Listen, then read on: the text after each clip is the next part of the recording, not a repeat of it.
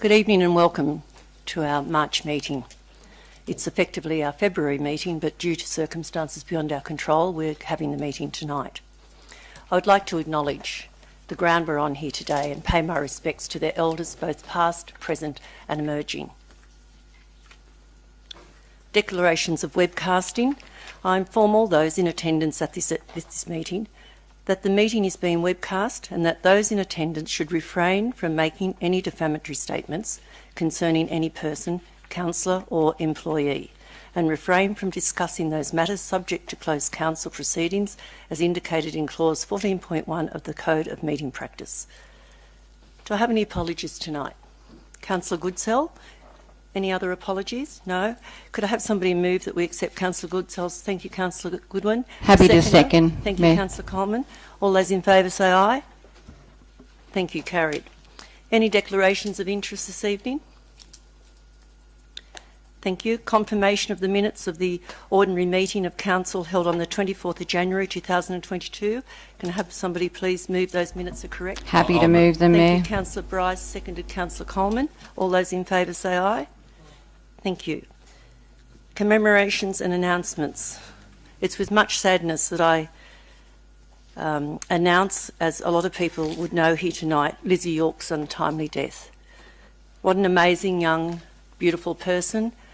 We all know her, that people that shop locally in Lithgow. She had an amazing smile that lit up the world.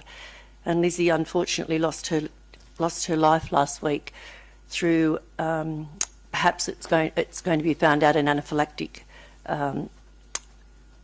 I guess that's what they're saying, that it's possibly due to an anaphylactic turn. So we're thinking of Lizzie's family at this very sad time, and hope they have the strength to get through the bad days ahead. She was a very young lady and much loved in our district. And a legend of Lithgow has passed away yesterday. I was saddened when Don Pearce informed me of his dad, George Pearce. I've known George all but 15 years of my life, and he certainly was one of the living legends of Lithgow. So his death was quite sudden, and he's going to be certainly missed around many areas of Lithgow. On a brighter note, we're very excited, Council, to say we're having a World Music, Dance and Food Festival on Saturday the 2nd of April at the Union Theatre. This is sponsored by the New South Wales Government. So it's a free event for anybody listening through live streaming. We would love lots of people to come. It's at the Union Theatre. So that's a really nice way to end that commemorations and announcements. Public forum. This evening we have 3 people to address the public forum. First of all, we have Mrs. Kay Whitebread regarding the Bell Quarry Waste Management Facility. When you're ready, please, Bev.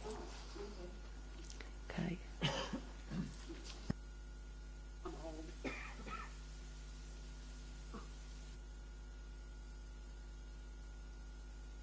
If you'll forgive me, I'll just read it, and that way I don't stumble too much. As we said, it's about the Bell Quarry, and I live in Sandham Road in Bell, and I would like to refer you to the proposed passing bays in Sandham Road and point out that there are none proposed for the Lithgow LGA section where there are no homes. The proposed locations are in a residential area, outside homes, the RFS fire station and boutique holiday accommodation, which wasn't even identified in the original EIS. Photos of these locations are really poor quality. I had difficulty recognising them, and I've lived here for 48 years, so it's unlikely that the Commission will be able to identify the locations at all. To aid that, on the day of the site inspection, the locations will be marked with reflective tape and numbers to indicate their close proximity to homes and other infrastructure. I'm unsure if I'll be allowed to speak at the site inspection on April 1, so may I ask the representatives of this council to point out the marked passing bays and explain their purpose to the Commissioner. Location 3, opposite the Bell RFS, will impede movement of emergency vehicles and will take up the space used by volunteers for car parking and will block access. Oh, thank you. Will block access to the neighbourhood safer place.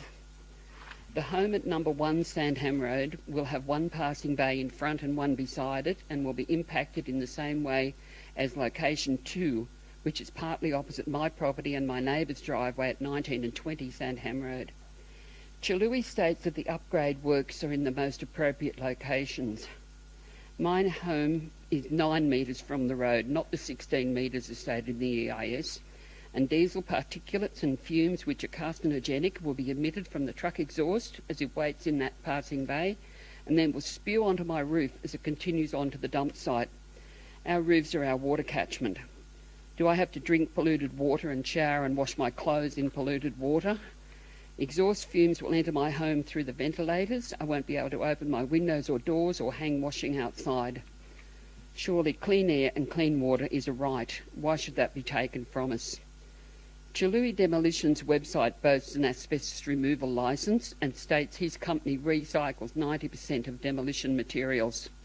That's a massive claim, because if the stated 140,000 tonnes per annum is to come here, where does the other 90%, which is 1,260,000 tonnes per annum, end up? If venom and enum is so clean, why is it being dumped and not recycled? This company has only been in business for 10 years, and the building and construction industry has a checkered history. So it could cease operating or change its core business, leaving us with a great gaping muddy hole where all the previous planting by the Soil Conservation Service has been ripped out to facilitate this proposal. This amendment will put my health and that of my neighbours in jeopardy for years to come and must be rejected. Thank you for allowing me your time. Thank you, Mrs Whitebread. Thank you. Our next speaker this evening will be Mr Brett Hawkins, the CEO, and James Pearce from GreenSpot, Waste to Energy.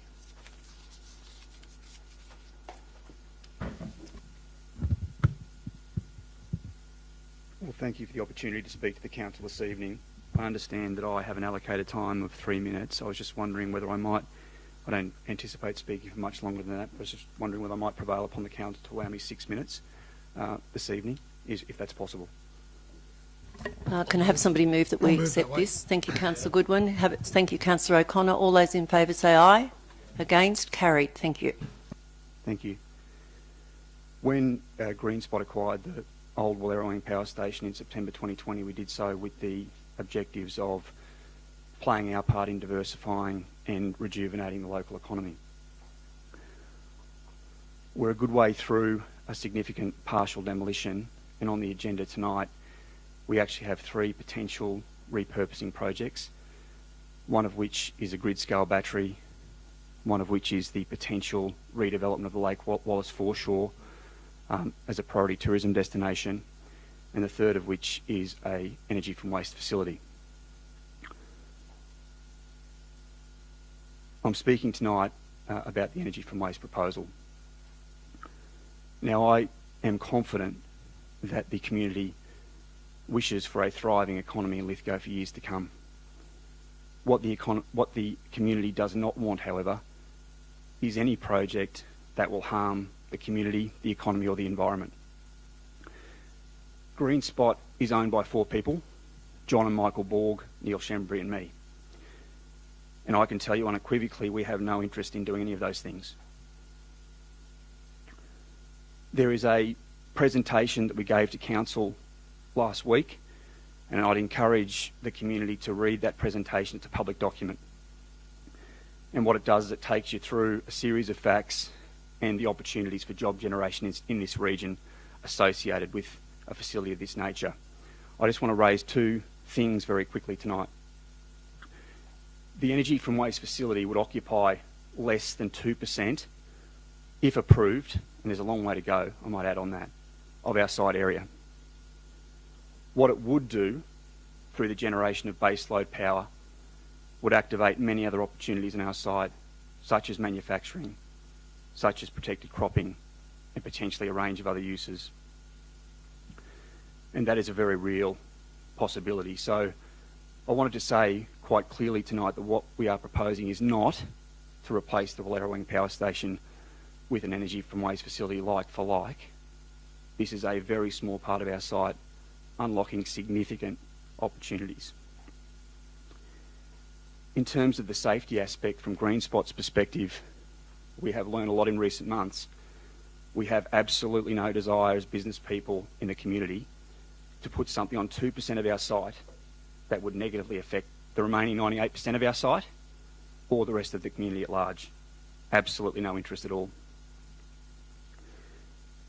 What we're looking for tonight is simply to keep an option for an investment of this nature alive so the community can thoughtfully consider it in time and give the community the time that it will take to thoughtfully consider an opportunity of this nature. The last thing I'd like to talk about is the recommendation before Council this evening. And we've obviously had an opportunity to read that recommendation. And the Council officers, quite appropriately, have sought to build in a series of safeguards to protect the community when considering a facility of this nature. And we support the intent of each of those recommendations. All we would do is humbly request that Council considers a few things. What we are talking about is a circular economy job activation precinct. So in withdrawing the blanket opposition to the plan, to the infrastructure plan, we would ask that Council consider supporting the concept of a circular economy job activation precinct as the reason why the blanket opposition is withdrawn.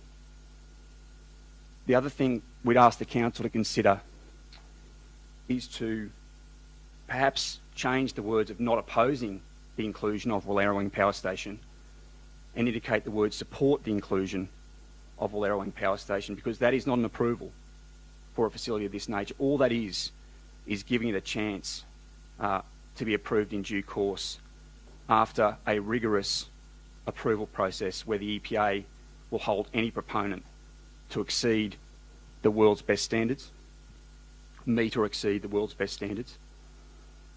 And the third thing we'd like the Council to consider this evening is to include one more condition, and that would be to mandate that at least 80% of the material would come in by rail, because that is the unique opportunity that the power station site presents. Thank you sincerely for the opportunity to speak to you this evening. Thank you, Mr Hawkins. Mrs Rosemary Barber is going to speak on the Great Western Highway upgrade. Thank you, Ms. Hello, Mayor and councillors. A very concerning matter for me and my family. I'm specifically addressing the alteration to Rivulet Hill, and I have 4 major concerns. At present, the current plan has failed to provide access to 2 farming properties. On the grand plans of the RMS, there is no access whatsoever. There cannot be any access off Jenolan Caves Road either. I don't know how they expect these 2 properties to continue to operate.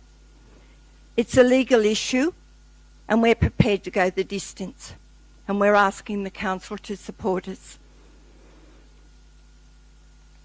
Second major issue is that the destructive nature on 2, but particularly 1 biodiversity area that's listed as a conservation area with the Heritage Department of New South Wales, to be highly respected because it has significant threatened species from the rare goannas, the mountain pygmy possums, and a number of gum species.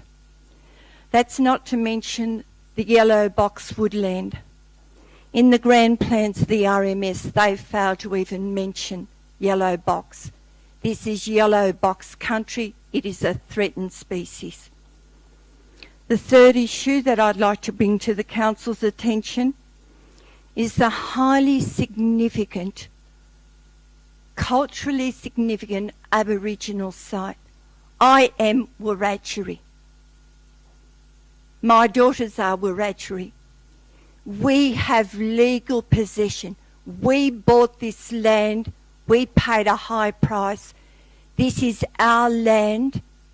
These are our artefacts. This is probably the most significant Indigenous cultural site in the whole of Hartley Valley. They did 8 archaeological digs to the north of the proposed road. They have not done 1 dig where the proposed road is going. And on top of that, they have stolen. I am Wiradjuri.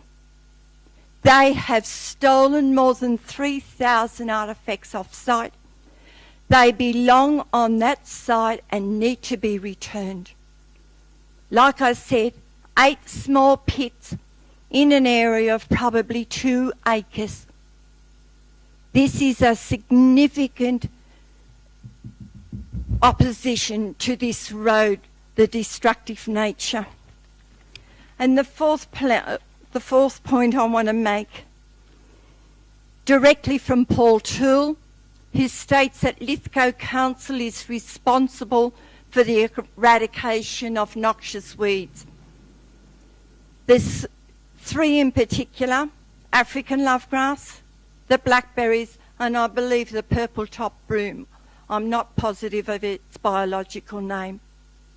Paul Toole passed the responsibility directly onto Lithgow Council, even though the RMS do control some of the area.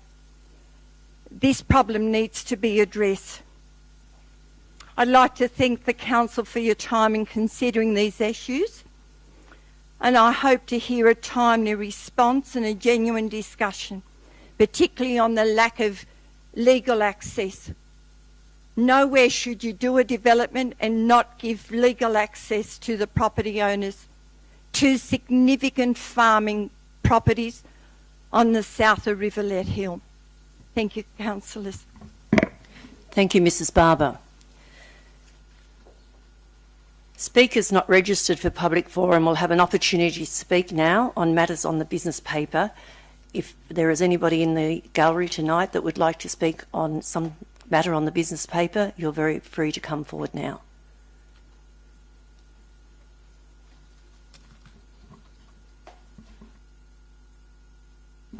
Thank you. I have 2 Merrill minutes this evening.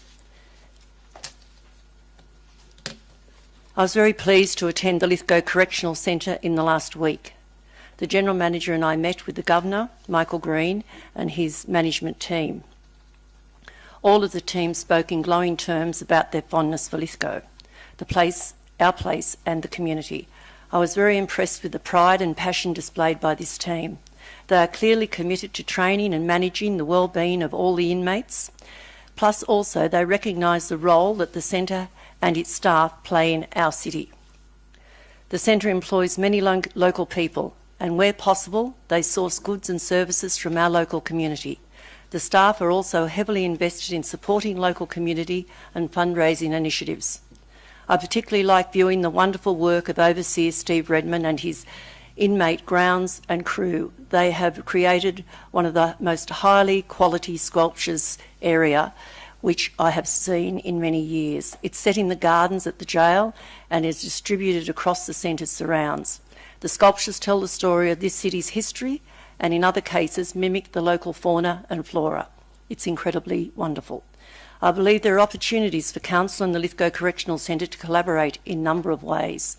I asked the General Manager to explore these opportunities, and I certainly do have some opportunities that we are exploring at the moment which I think will be wonderful for Lithgow. My second Merrill minute is not as... Point of order, Madam Mayor Statham, you need to put that. Yes, I will put that. All those in favour of my Merrill minute, please say aye. Aye. Any objection? No. Thank you.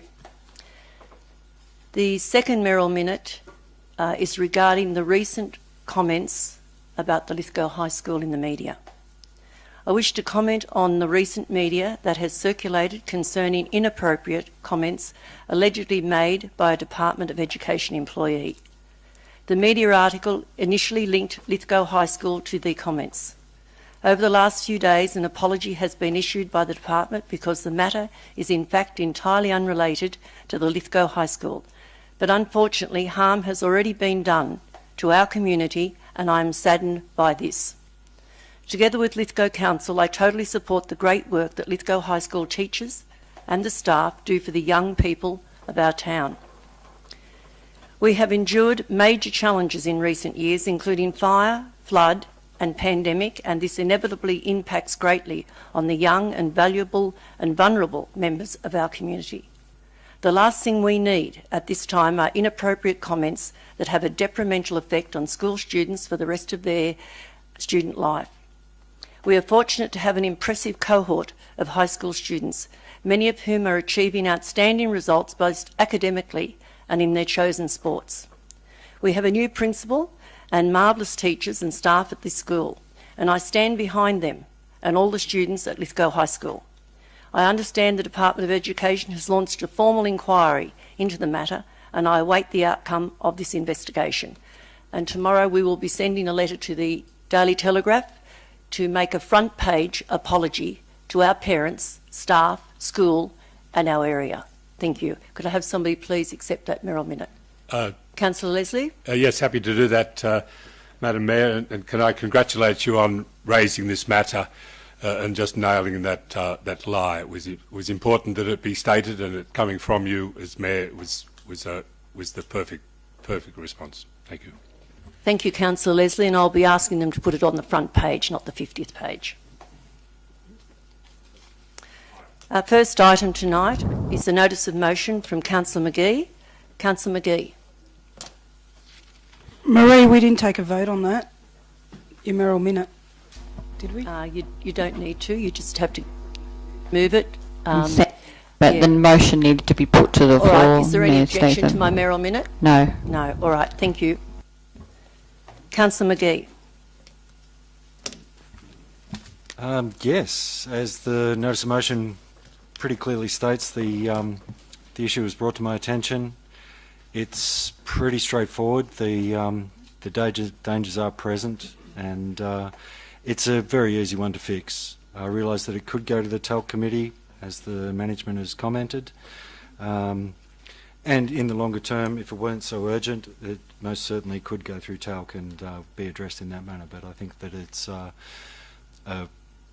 quick fix for something that needs fixing now, basically. Can I have a seconder, please? Oh, second. Councillor O'Connor. Councillor O'Connor, would you like to speak to that?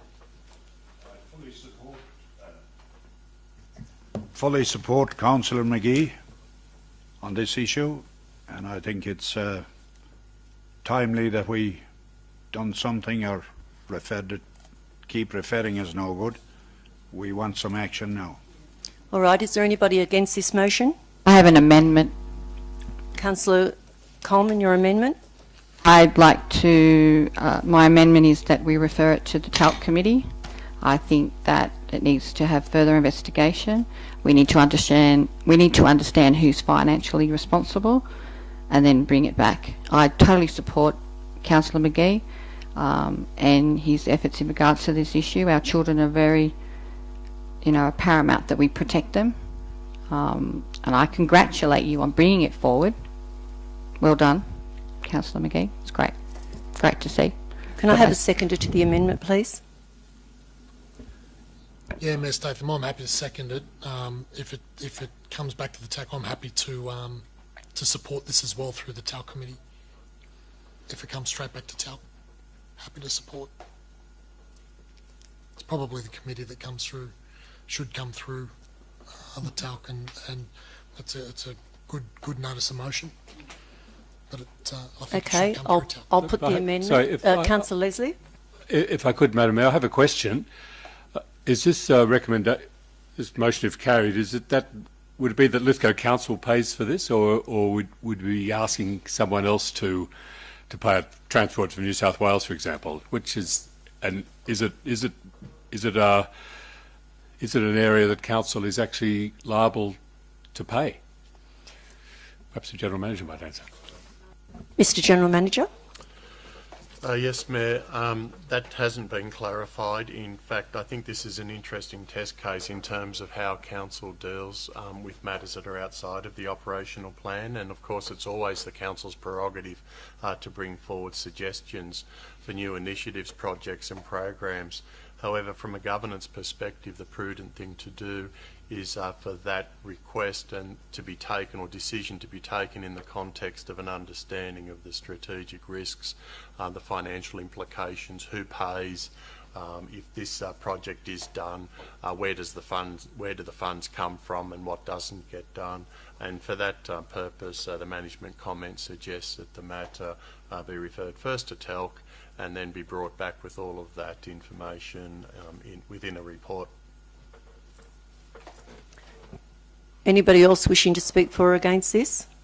I'll put the amendment. Can I speak against the amendment? Yes. Yes, I would like to speak against the amendment on the basis that this is a very urgent situation. I realise that TALC is there, as I said in my opening comments. TALC is there for exactly this, but as the lady who brought it to my attention said, she has mentioned it to Cassandra Coleman quite a while ago, and I'd imagine that it would have gone before TALC and gone through the relevant processes in that instance. So by bringing it to, as a notice of motion is basically emphasising the importance and urgency of it. With the roads in the state and the growth on the sides of the roads in the state that they are, we've got people up to 10 vehicles at a time lining up to get children to that bus, and there's just no conformity. So it is a very real and present dangerous situation. It needs addressing now. It's a bus stop. We manufacture them here. We will pay for it. It's not going to cost us a bomb, and it's urgent. So that's why it's a notice of motion and not just sent straight to TALC. So that was Thank you, Councillor McGee. Councillor Coleman? No, I'm happy for the amendment to be put. Yes, I'll put the amendment. All those in favour of the amendment? Against? So the amendment is now the motion. So all those in favour of the motion with the amendment? Yes. So the notice of motion was lost and the amendment and Councillor Coleman's amendment now is up. So that is declared in favour of Councillor Coleman's amendment. Thank you.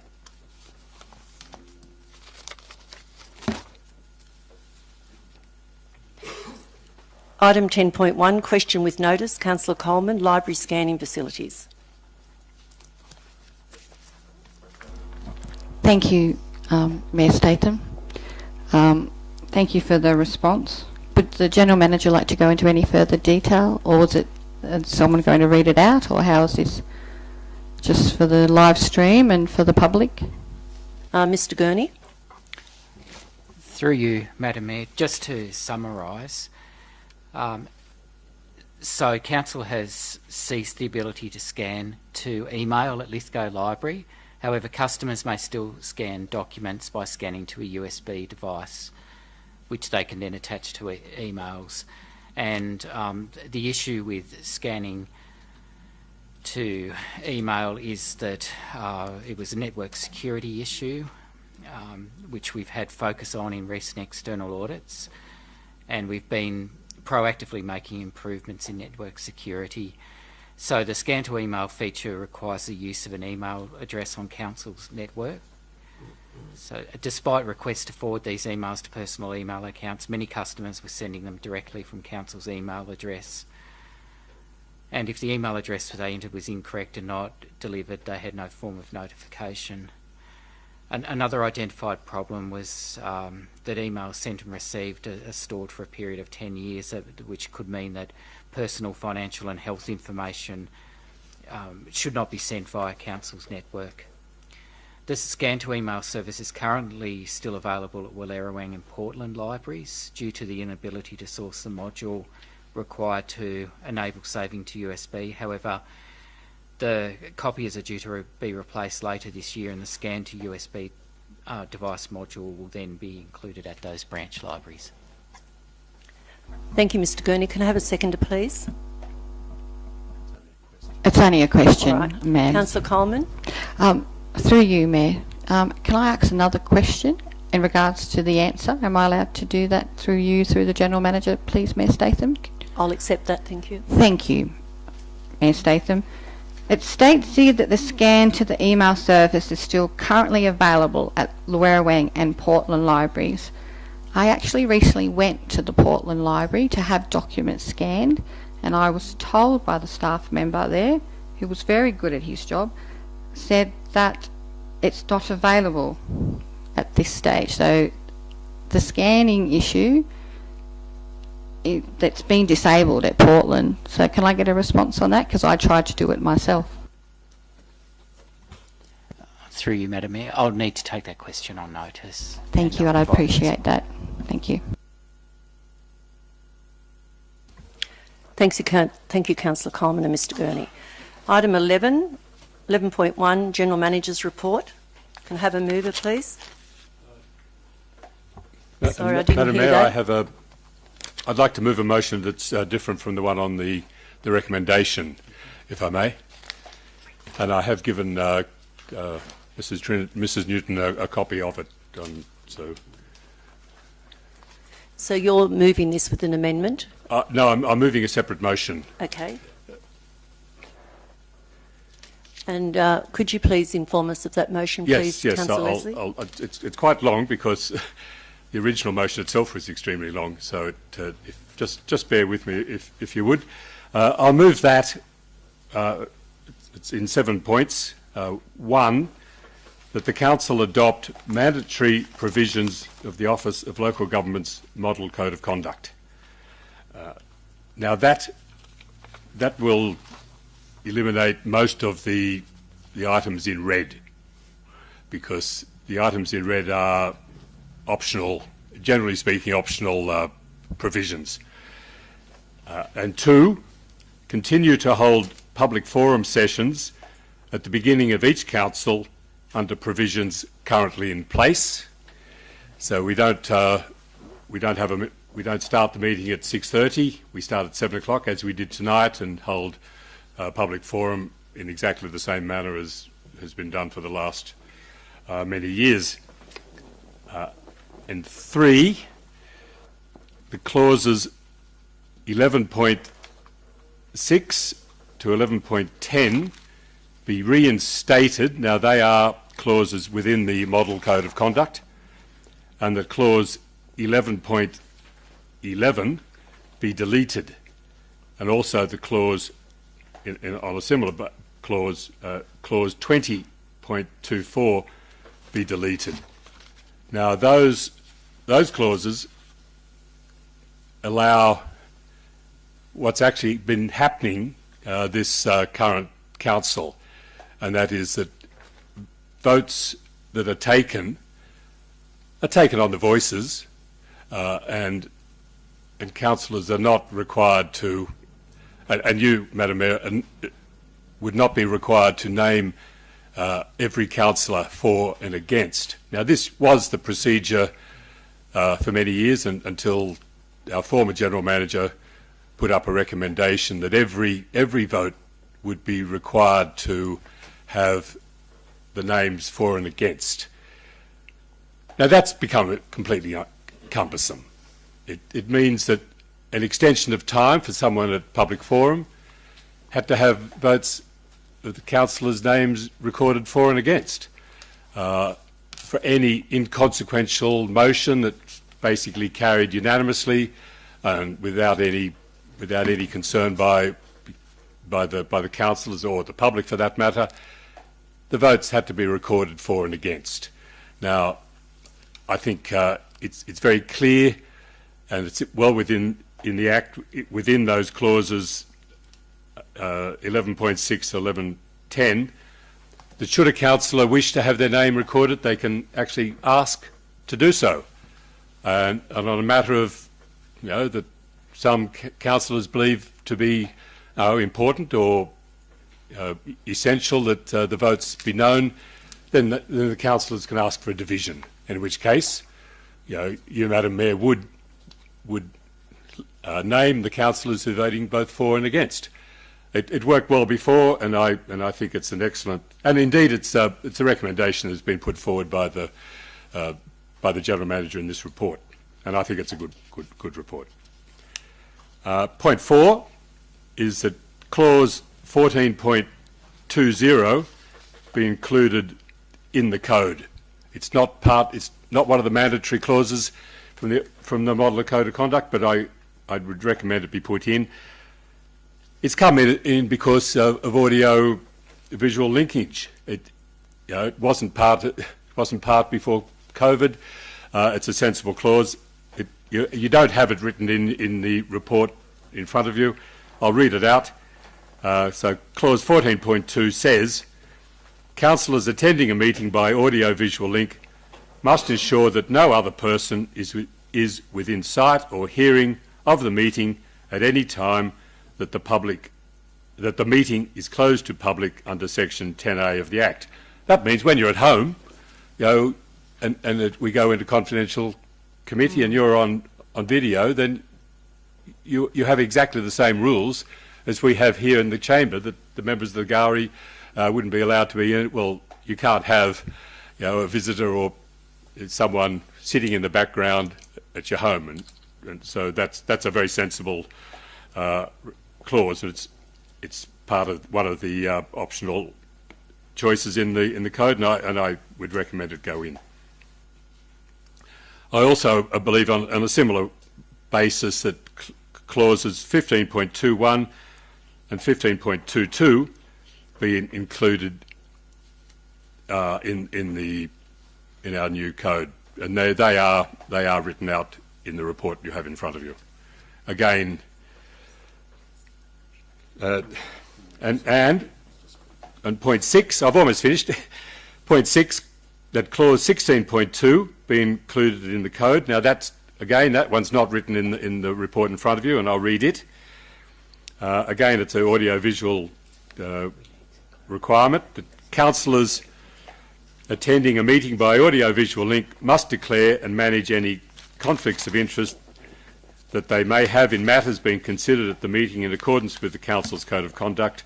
Where a councillor has declared a pecuniary or significant non-pecuniary conflict of interest in a matter being discussed at the meeting, the councillor's audio-visual link to the meeting must be suspended or terminated, and the councillor must not be in sight or hearing of the meeting at any time during which the matter is being considered or discussed by the council or committee, or at any time during which the council or committee is voting on this matter.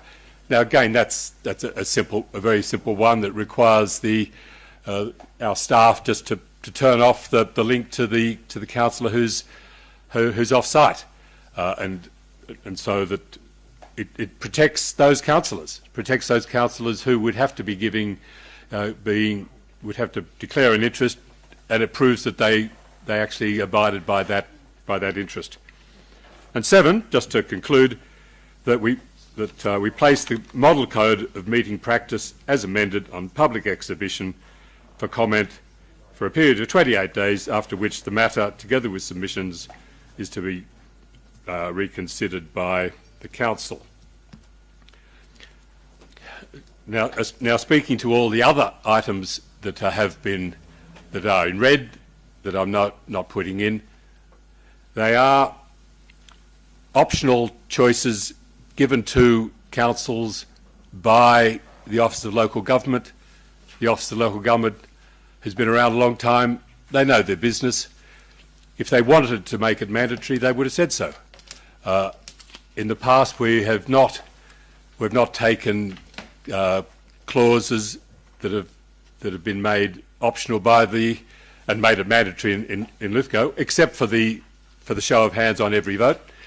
And I think we should maintain that position where, it's worked well in the past. It's not broken, and I think we don't need to over egg the pudding and just treat the code of conduct. One last thing I would point out, that the current code of conduct was never actually upgraded, updated. Excuse me, Councillor Leslie, it's a code of meeting practice. Oh, okay. My apologies. Every time I said code of conduct, please read code of meeting practice. I don't know why I would possibly think that. My history is so clean here at the council. But interestingly enough, if you look up the council's website, it was never updated when the council actually changed those regulations requiring a vote to be taken on every issue. So the public have been being misinformed all the time, but I know it was carried, it was minuted somewhere back where the former general manager was here. So, hence, we do need to correct the record and correct the minutes. So, that's my motion. Thank you, Madam Mayor. Thank you, Councillor Leslie. Do I have a seconder for Councillor? Yes, Thank you. please. Councillor Bryce? Would you like to speak to that, Councillor Bryce? No, I think they're great ideas. All right then. Is there anybody, any dissent? Leslie has said. It's quite detailed. I support what he said.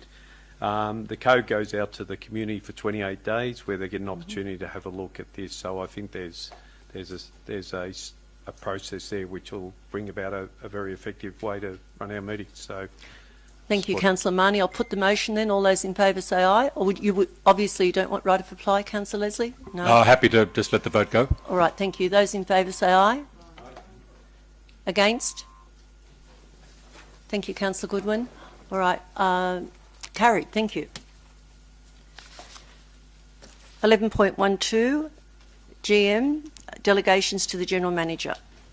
Happy to move it as it is, Mayor Statham. Could I have a seconder, please? I'll second it. Thank you, Councillor Bryce. Councillor Coleman. I don't think we need to speak to this. It's pretty standard. I'm happy for it to go to the floor, Mayor Statham. Any dissent on this? I'll put the motion. All those in favour say aye. Carried. Thank you. 11.13. I'm happy to move this, Mayor Statham, but with one change. Councillor Coleman, your amendment? I would like to... It says he determined councillors represented on the following committees, but they've missed the Environmental Advisory Committee. I'd like that reinstated, please. Can I have a seconder for that? Thank you. Thank you, Councillor Marnie. Is anybody against this? I haven't finished, Mayor Statham. Well, I think we will include it in the committees, Councillor Coleman, if you're Thank happy you. with that. All right, thank you. Now, we do have a number of committees tonight, and we don't want to bore the public gallery tonight going on for a long time, but some of the councillors have made some suggestions only of the committees of choice. We're very open to debate about this. So Environmental Advisory, I'll run through them one at a time, and then we'll collectively move a motion at the end of this. So could somebody please suggest who they would, or hands up those who would like to go on the Environmental Advisory Committee. I'd like to nominate Councillor Marnie. If he'd like to go on it, I'm happy to go on it. If no one else would like to go on it, but I'm happy to hand it. I'll nominate Councillor Bryce. So I'll nominate Councillor Marnie, Councillor Bryce. Mayor Statham. Anybody else wishing to nominate? I'll move the motion that Councillor Bryce and Councillor Marnie accept those positions. All those in favour say aye. Carried. Thank you. The Operations Committee. Now, don't all speak at once. It's bad manners. I'd like to nominate for that particular committee, if I may, Mayor Statham. I understand that Councillor Leslie would like to nominate for that. I understand that Councillor McGee would like to be nominated, and definitely that yourself should be on that committee. And Councillor O'Connor has asked via emails during the week, and Councillor Goodsell has also suggested that she may like to be on this. So I'll step off the committee, but we'll attend the meeting. Madam Mayor, just as a point of, as Mayor, you are an automatic member of all committees. So yes. you just, so you really can't step off. You are automatically I on. will still be attending, but I won't vote. Yes. So would councillors accept then that Councillor Coleman is going to nominate Councillor Leslie, Councillor Goodsell, Councillor McGee and Councillor O'Connor? Is there any objections, please? I'll second that. Good, thank you. All those in favour say aye. Aye. Against? Carried. Thank you. Mayor, the minute takers just suggested if we could move through the committees and pencil in the names and Yes, then as I a block. agree. So you're just going to block it? Yeah. Yeah, move them all. Okay, so traffic advisory. Sorry, Mayor, and Ross Gurney, Mr. Gurney has a list of those councillors who have already nominated. So Councillor Goodwin, by way of example, with the talc, I think you're dealing with there. Yes, yes. So we're certainly not going to eliminate the councillors that haven't nominated for any committees, you're here tonight to put your hands up. So those councillors, please feel free to do that, and then we'll, if it needs to come to a vote, then we will get it to a vote. Traffic Advisory Talc, Councillor Goodwin would like to go on that. Madam Mayor, I actually have an issue with the Traffic Advisory Committee. It's recommending that we nominate 2 councillors, but Lithgow City Council itself on the committee only gets 1 vote. Now, I think it's, and indeed we had 2 councillors on, myself and Councillor Goodwin last time, and if I knew that Councillor Goodwin's going to go, I chose not to go, because I did not want a conflict at the meeting should the 2 councillors on the committee wish to vote in opposite directions. Now, who had the vote? What was the decision? It would be inappropriate to have a Barney, in front of representatives of the other police and representatives of the Transport for New South Wales. I believe it should only be one person nominated. And again, in speaking to this, we already do have police representing on the as police representing the police. I think it should be someone who's not a policeman, and therefore I'll nominate myself. I didn't want any difficult situations tonight, Councillor Leslie. Councillor Goodwin, how do you feel about that?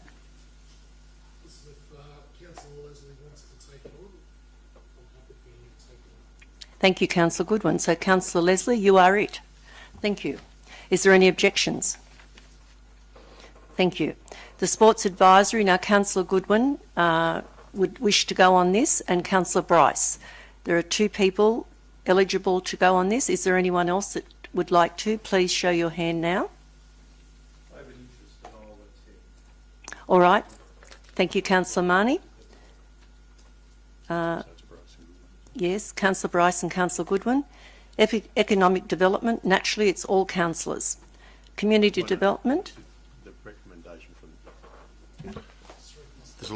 there's a big body of work to be done here, and the recommendation from the officers is that we have a group of 4, and of course all councillors can attend any of these committee meetings, but it's really a significant working body, this one, and so we're just suggesting that it be a group of 4. It's been in the past, sorry Madam Mayor, it's been in the past all councillors have had the option to either come or not, and many hands, light work sometimes, I think. It has here on my agenda just all councillors. So how do the councillors feel about this? I think it's our economic area of running a council. I think it would be wise for all councillors to I would absolutely agree with you, Mayor Statham. I think we're all interested in economic development.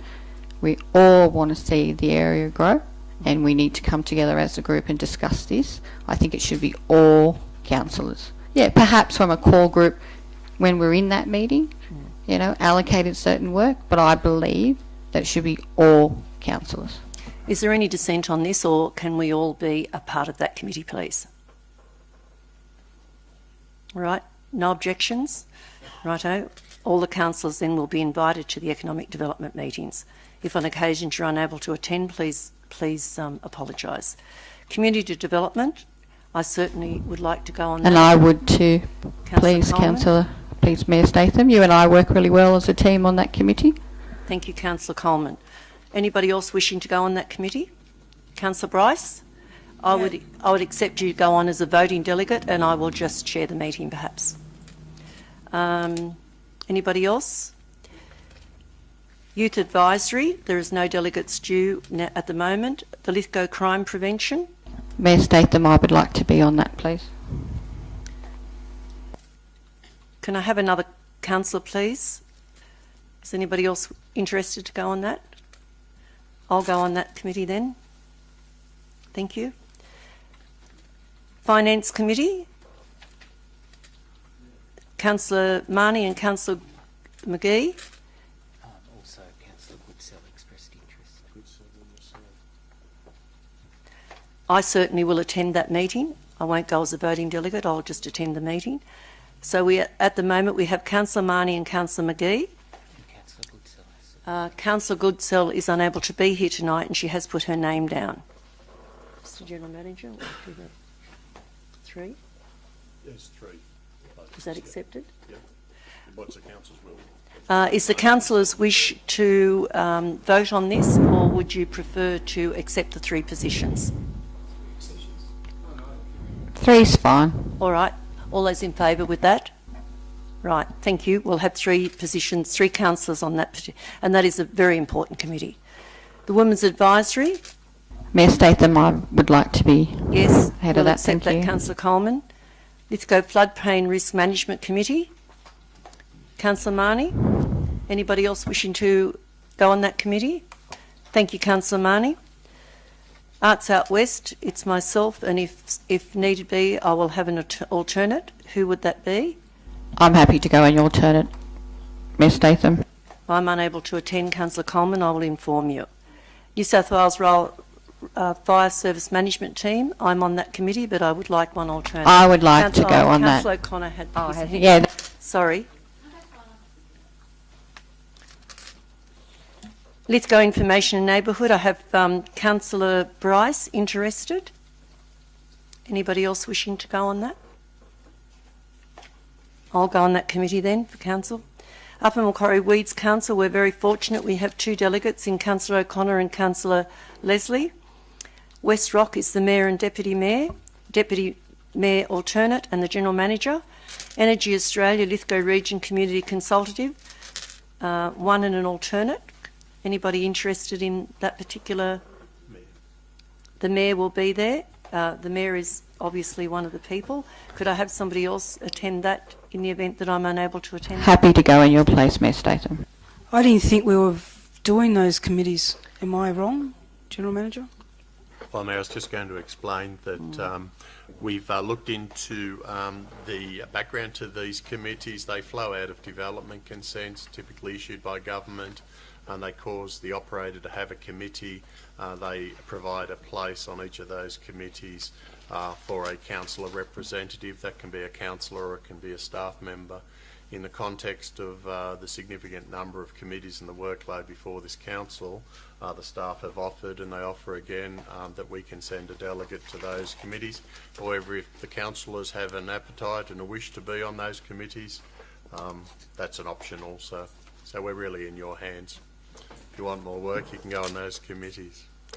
I will attend the Centennial Coal Western Community Consultative Committee, but if the staff are available for some of these committees, I think it's really good that they can bring a report back to the council through the agenda of the following month. Is everyone agreeable to that? In the event if there's some turnaround in the coal industry and there's problems in the area, I think we need to get a delegate to attend these meetings. In the meantime, if council and the General Manager are happy to do that, we'll accept that. We do need the Western Regional Planning.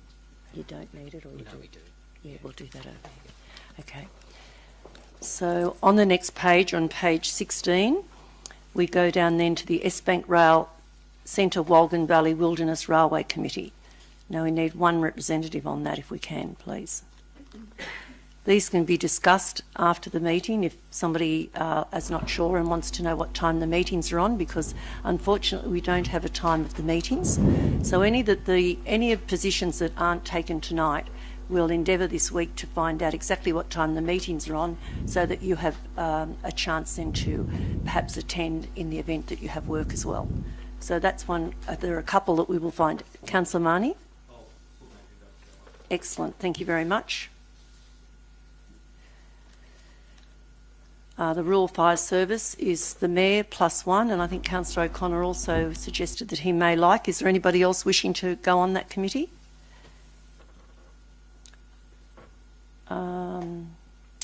Wallerawang Quarry Consultative Committee. I'm happy to go on that. I was on it previously. All right, thank you, Councillor Coleman. The Glen Museum in, Central Tablelands Alliance Audit Risk. No skill set's been omitted. I still will be on the skill set board, but as a committee person from the area, not council, the community. Central Tablelands Alliance Audit Risk and Improvement Committee. The Mayor is on that plus one other. So there again, I don't know what time the meetings are, so may I suggest that we find out the times of the meetings and inform councillors during the week? We need someone for that. I can answer that. Yes, certainly. The, through you, Madam Mayor, the Central Tablelands Alliance ARIC meetings are usually held during the day on a Tuesday morning from about 10 to 12. And how often are they? And there's one each quarter. I'm happy to attend that, Madam Mayor. I can take flex leave. Thank you, Councillor Coleman. The Glen Museum, I will attend there. Is there anyone else wishing to attend? We're thinking we can probably talk to them and get a report from them regarding the Glen Museum at Portland. Councillor McGee, would you be interested in going on that committee? Okay. As I said, we will find what suitable times they attend. Mayor Statham, do we know what time? No, we don't. So we'll inform you later in the week. The Mayor's Mental Health Task Force. Yeah, I'd like to go on that. Thank you, Councillor Goodwin. All right, Councillor Marnie. I'm happy to attend. Oh, I think you can both attend. We can't stop anyone that's eager to be on these committees. Representation on the Western Joint. I am the current delegate there. I'd like to go back again.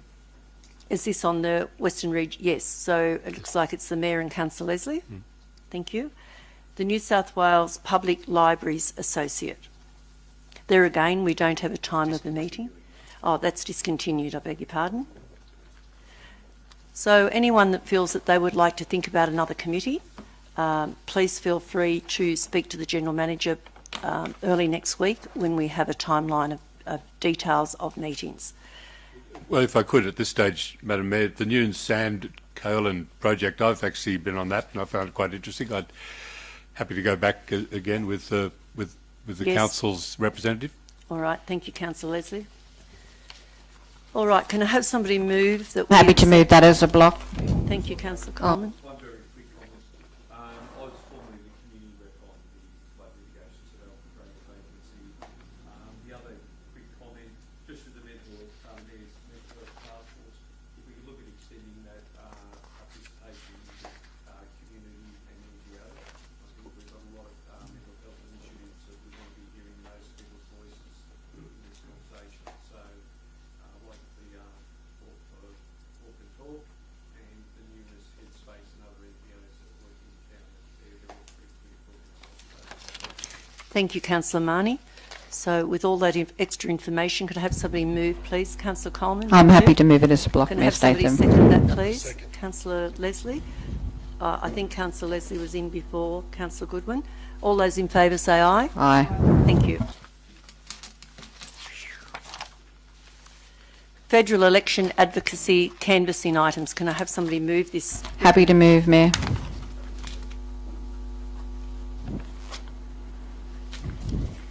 Councillor Coleman? Yes, thank you, Mayor Statham. Can I just, if it's okay, Mayor Statham, can we just remind the councillors to put their microphones on when they're speaking? Because we can't hear you across here. Yeah, thanks. Look, it's really imperative that we lobby as hard as we can over the next 12 months. We all know that a federal election is looming in May and there's already 2 candidates out in the field, so we need to get on the front foot and lobby as hard as we can, put Lithgow on the front page, especially when it comes to essential providing local infrastructure and community services. I mean, everybody in this area is passionate about roads. Absolutely imperative that we're on the front foot in regards to infrastructure. So yeah, I think it's a great report, and we always need more money. We need to raise the fact that the federal assistant grants need to be raised. It was discussed at local conference that you and I and Councillor Leslie attended. There was a debate. I spoke in the debate. We need to push for more funding. We need to push for a bigger slice of the pie. Thank you, Councillor Coleman. Councillor Marnie? I'll just speak briefly to it, but firstly, a very good report, and I think it addressed some really fundamental issues with local government in Australia.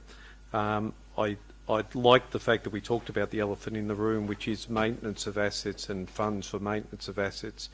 We've got a significant challenge with nearly 1,000 kilometres of road to maintain it. It's quite easy to get the renewal money to build new roads, but to get the consistent and recurrent resourcing to maintain is really important. We've also found that the start of this decade may well be how we finish it, which will be a significant test of our asset resilience. We've had a sequence of significant storms in every beginning of every calendar year for the last 4 years. Put in front of that the fires, and the General Manager in this report rightly puts local government at the front of bearing a lot of that cost of trying to rebuild those. We do get assistance, but it's a very good point that's made. I think the projects that have been identified, the role that Lithgow is going to play in regard to power generation in the future, I think is a critical part of it. And water security in regional New South Wales is essential, as is some other challenges we're having with localised flooding and sewage. So I thank you for the report. I think it's a very good report. Thank you, Councillor Marnie. Right of reply, Councillor. Anybody else wishing to speak? If I could, Madam Mayor. Yes, at the local government conference yesterday, there was a long debate about the financial assistance grants.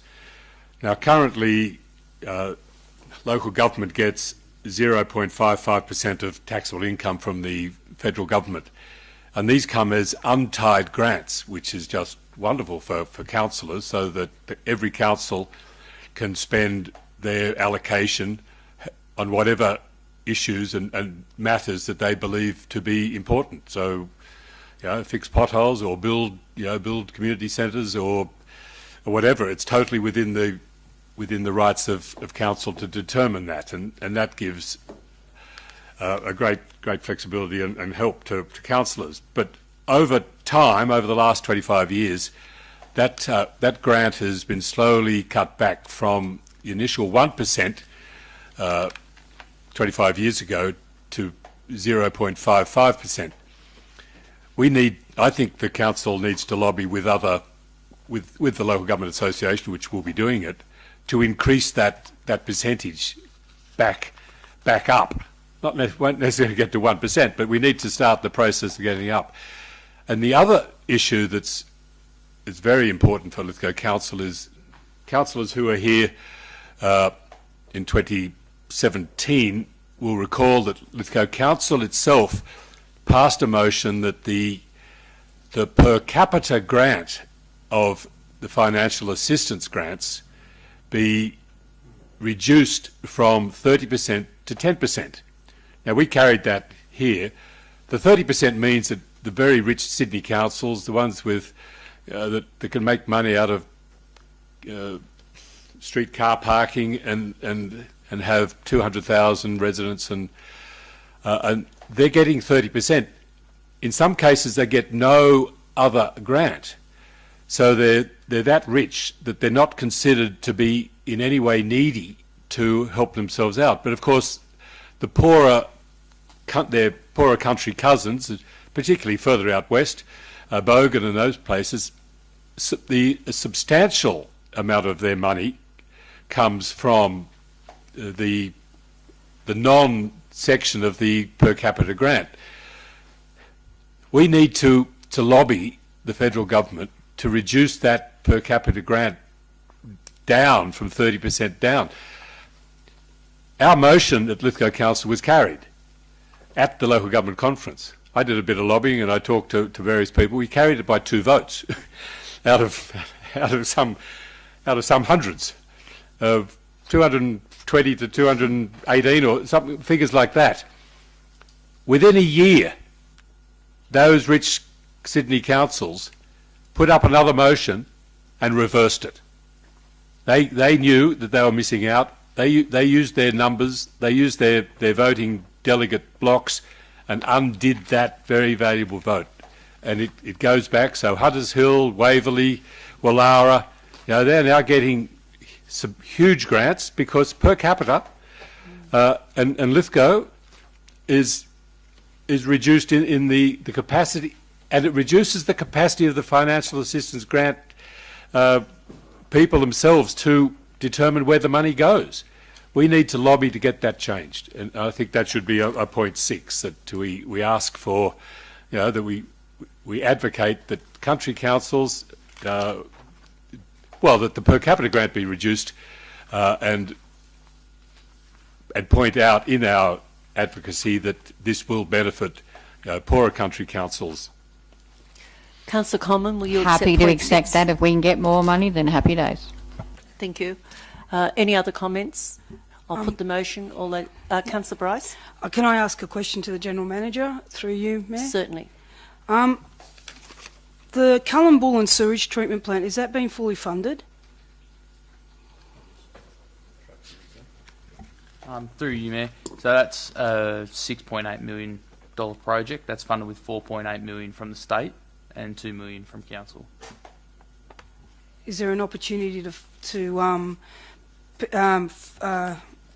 ask for some money from the federal government for that project?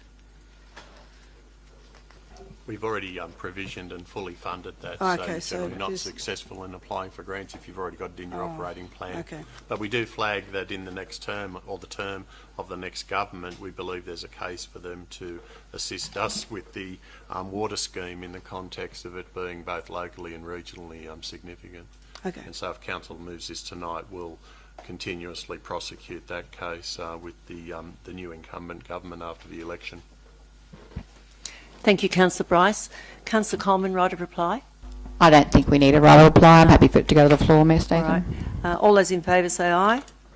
Against? Carried. Thank you.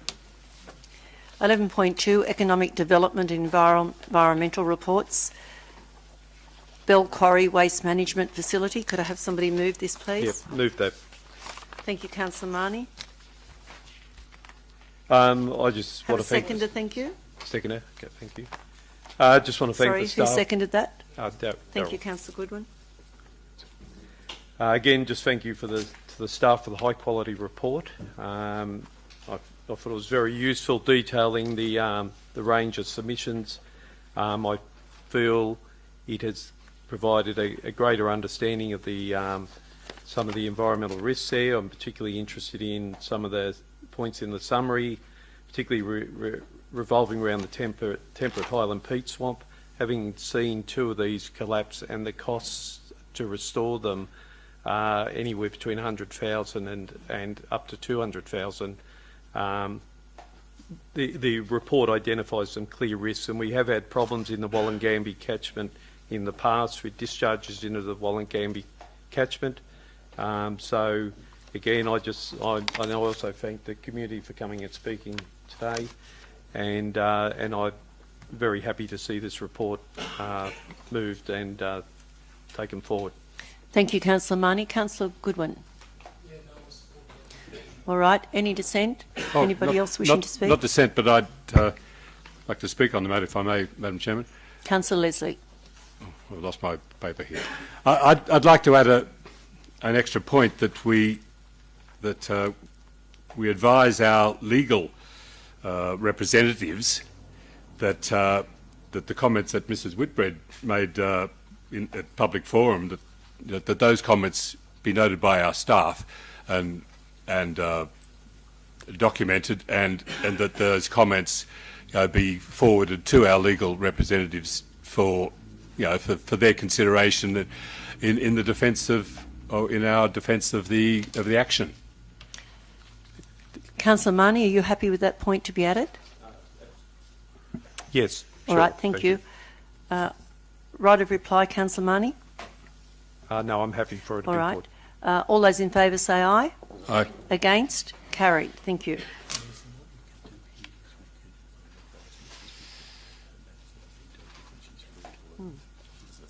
Right. Mrs. Whitbread and your friend, you would be welcome to leave or stay, whichever you prefer, because that matter's been dealt with. You're very welcome to stay, but it's up to you. That's all right. Thank you very much for coming. Thank you for attending. Thank you for allowing us. Thank you. Hopefully. Right, 11.2.1.2, Western Coal Services Modification 4 SSD/5579. I'd like to move that one. Thank you, Councillor I'll second that. Bryce. Councillor Bryce, would you like to speak to that? Thank you, Councillor Goodwin. This is a great project to get rid of mine wastewater across to Blaney for their operations. Once the water's been used at the gold mine, the water will be treated and released in their system. It's an ideal project, gets rid of the water out of the Cox's River, which has been a bone of contention for a very long time. And the water, it is not an active mine at the Western Coal Services. It is a washery and that's it, but the water from the previous operations in Lambert's Gully and in, was it the Western Main? I think that was the name of the mine.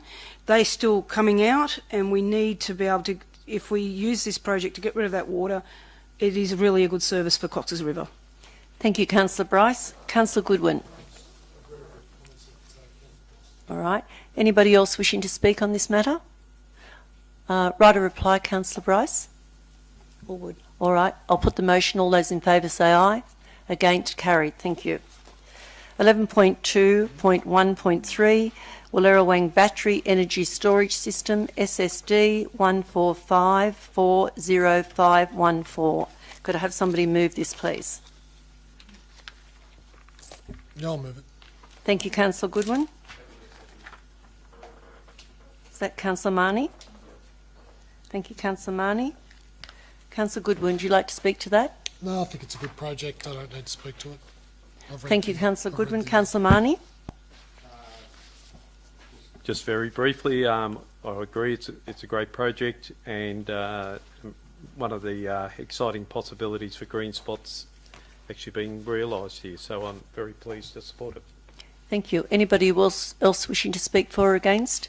Councillor Goodwin, right a reply? I'll put the motion. All those in favour say aye. Against, carried. Economic Development Environmental Reports. 11.2.2.1, the Lithgow Planning Proposal 2021/4862/32 Ian Holt Drive, Lithgow, post-exhibition update and process. Anyone wishing to move this, please?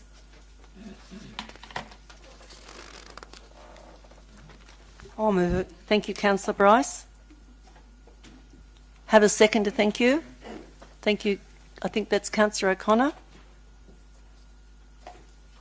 Councillor Bryce, would you like to speak to that? No, just speaks for itself, really. It's not too bad. All right. Thank you, Councillor Bryce. Councillor O'Connor. It's a good project. Good project, and I support any development. Thank you, Councillor O'Connor. Anybody else wishing to speak for or against this? I'll put the motion. Councillor Bryce, any right of reply? No.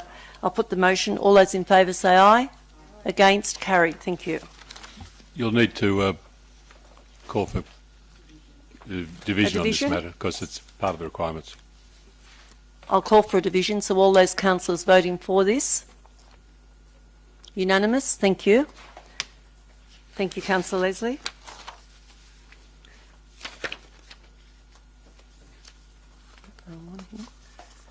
Sorry, what page am I up to? Yes. Yeah. Council Land. So this is an economic development item. The 2nd of the 3rd, 22, Council Land. Can I have somebody please move this to accept this motion, this report? Councillor Marnie. Have a second to thank you. Councillor O'Connor. Councillor Marnie, would you like to speak to that?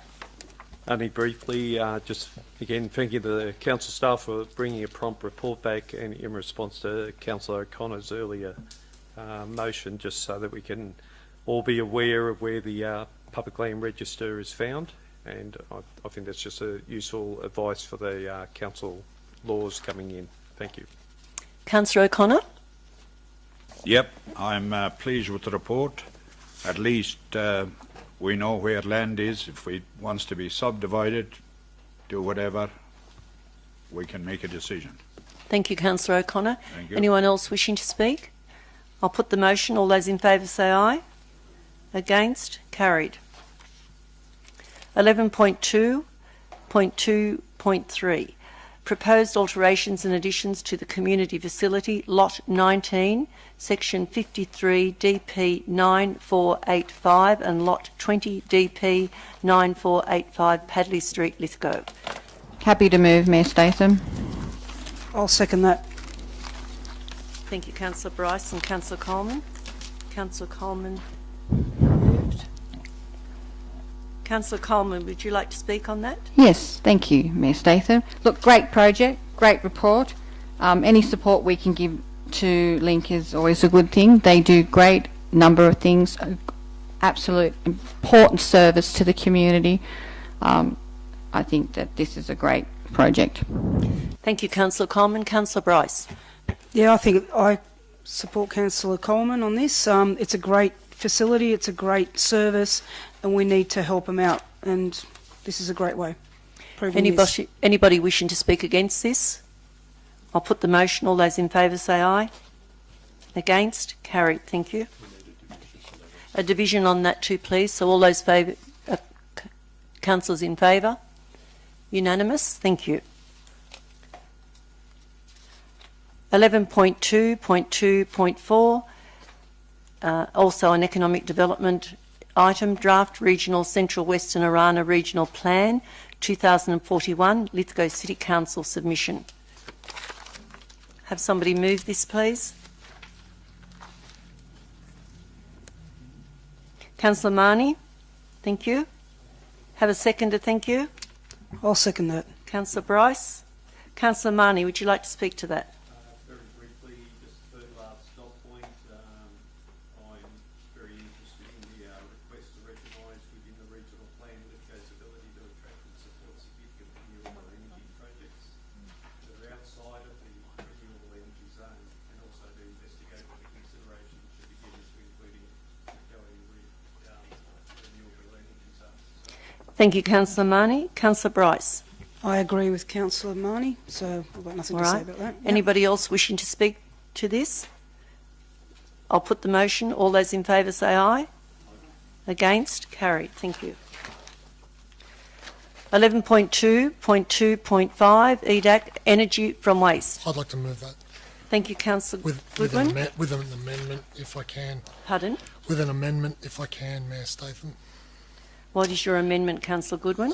My amendment is we remove points 1, 2, 3, 4, 5, 7, 8, 9 and 10, and we go with point 6, Council to support the inclusion of the site and surrounds of the former Wallerawang Power Station as a precinct within the Waste to Energy Infrastructure Plan.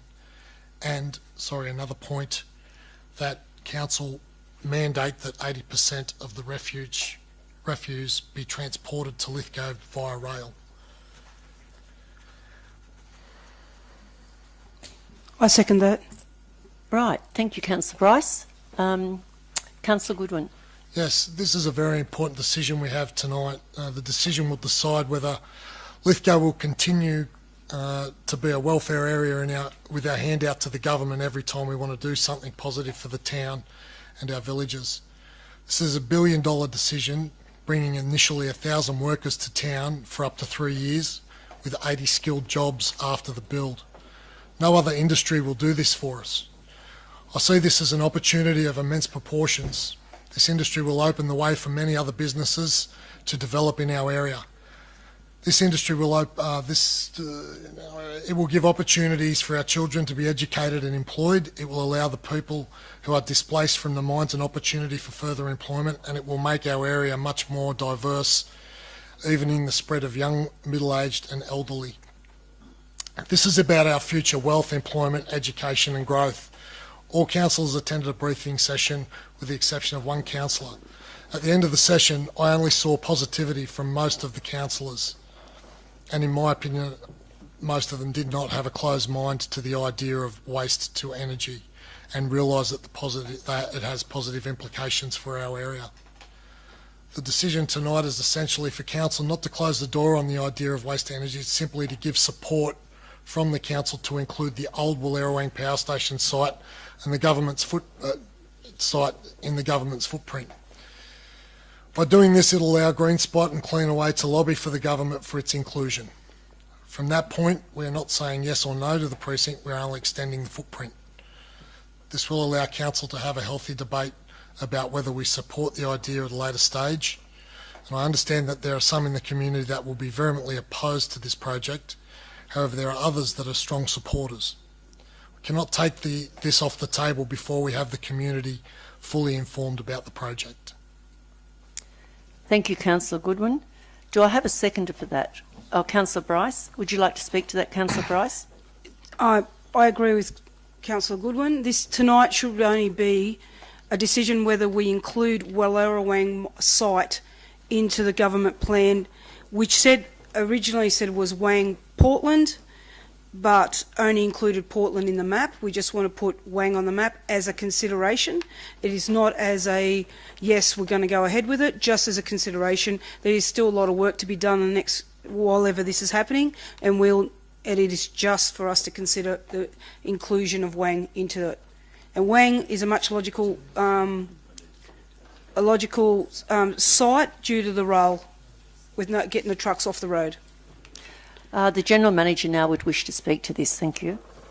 Thank you, Mayor. Just before we turn to the debate on this motion, I just need to advise the Council that there is a tension between this notice and Council's current position. So Council's current position is to oppose the energy from waste plan and oppose it.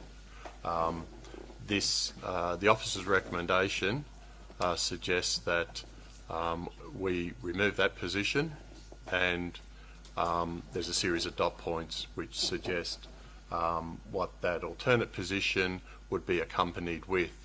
And I'm hearing from Councillor Goodwin and the seconder that they certainly want to include the Wallerawang precinct and the 80% of refuse being moved by rail as components. But that on its own, unaccompanied by some of the other elements, doesn't overturn Council's current position of opposition to the plan. So your advice, Mr. General Manager? That needs to be resolved.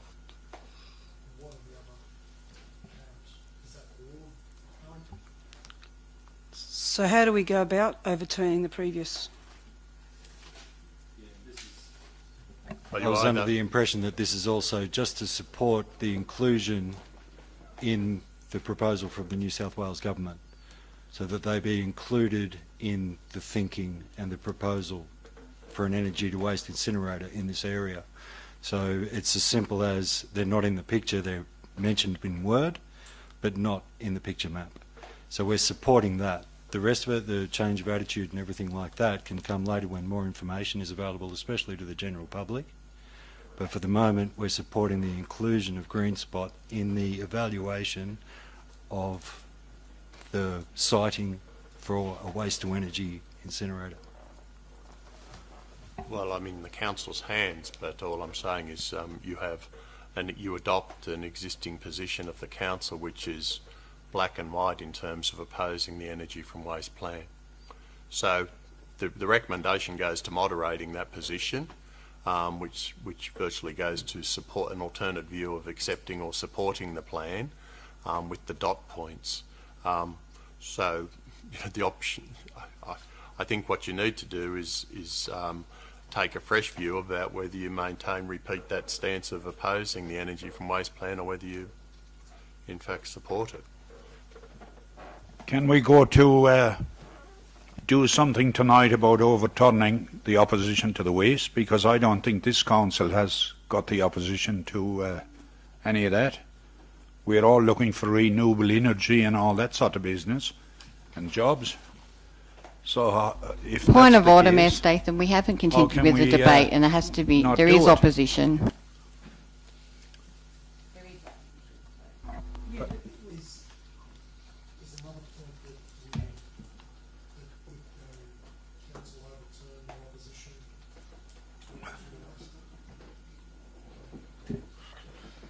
could there be a point which would that council overturn the previous motion and support energy to waste with Mayor, that option is available to the council. The recommendation from the officers, I believe, goes to that effect. If the council wants to pare that back and not have those caveats or additional with requirements that go with it, as in the dot points, with those, that's a decision that's open to them. if we moved a motion that we support energy to waste with additional caveats to be brought to the council at a later stage, at the next meeting, or recommendations.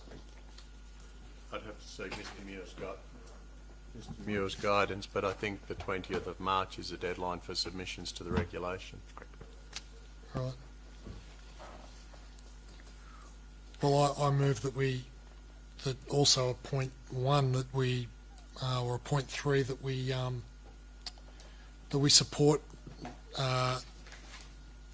energy to waste, and we remove that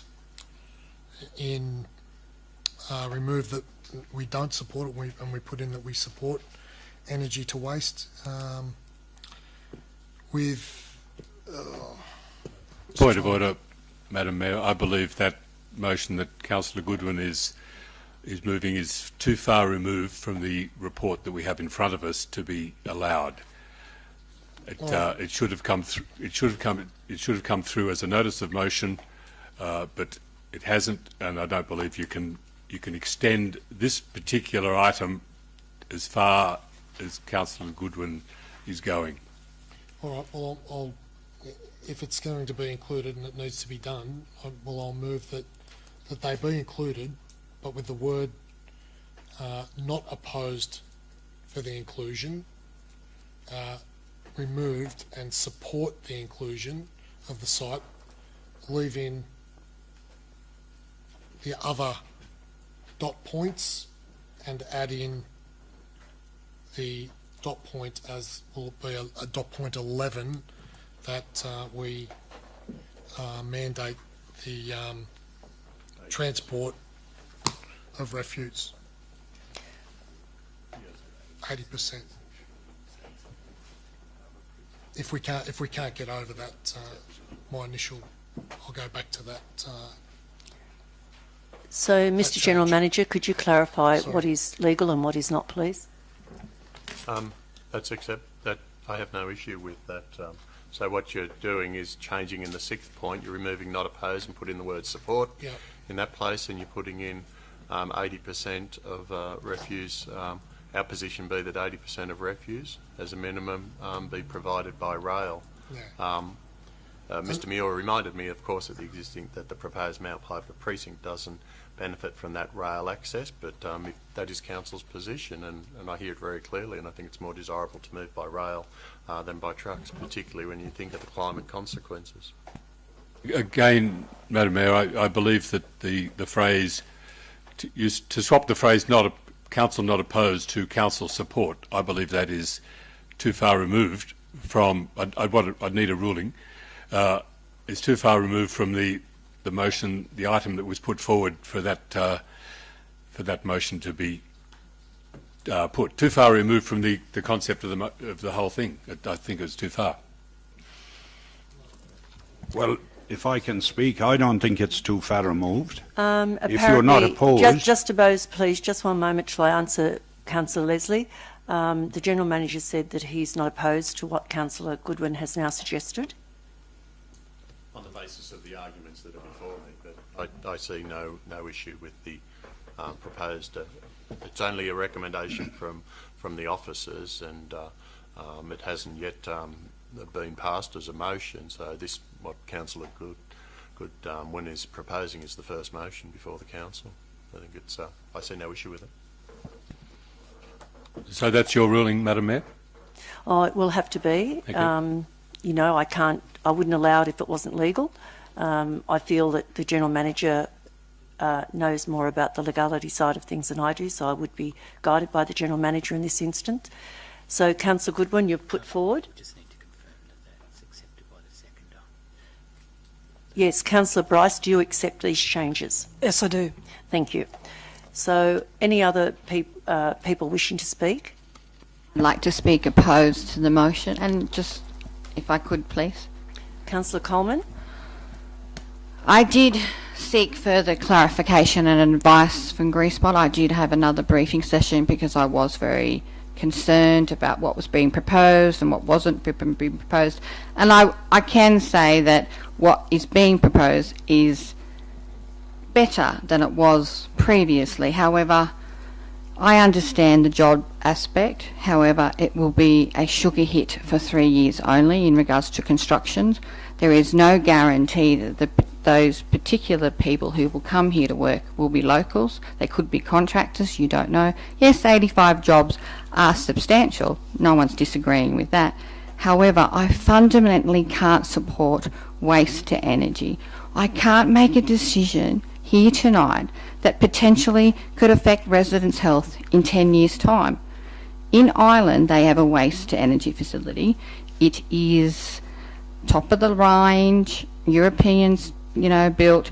They had an incident in 2016 and that sent 11 of their workers to hospital. That gravely concerns me on that aspect.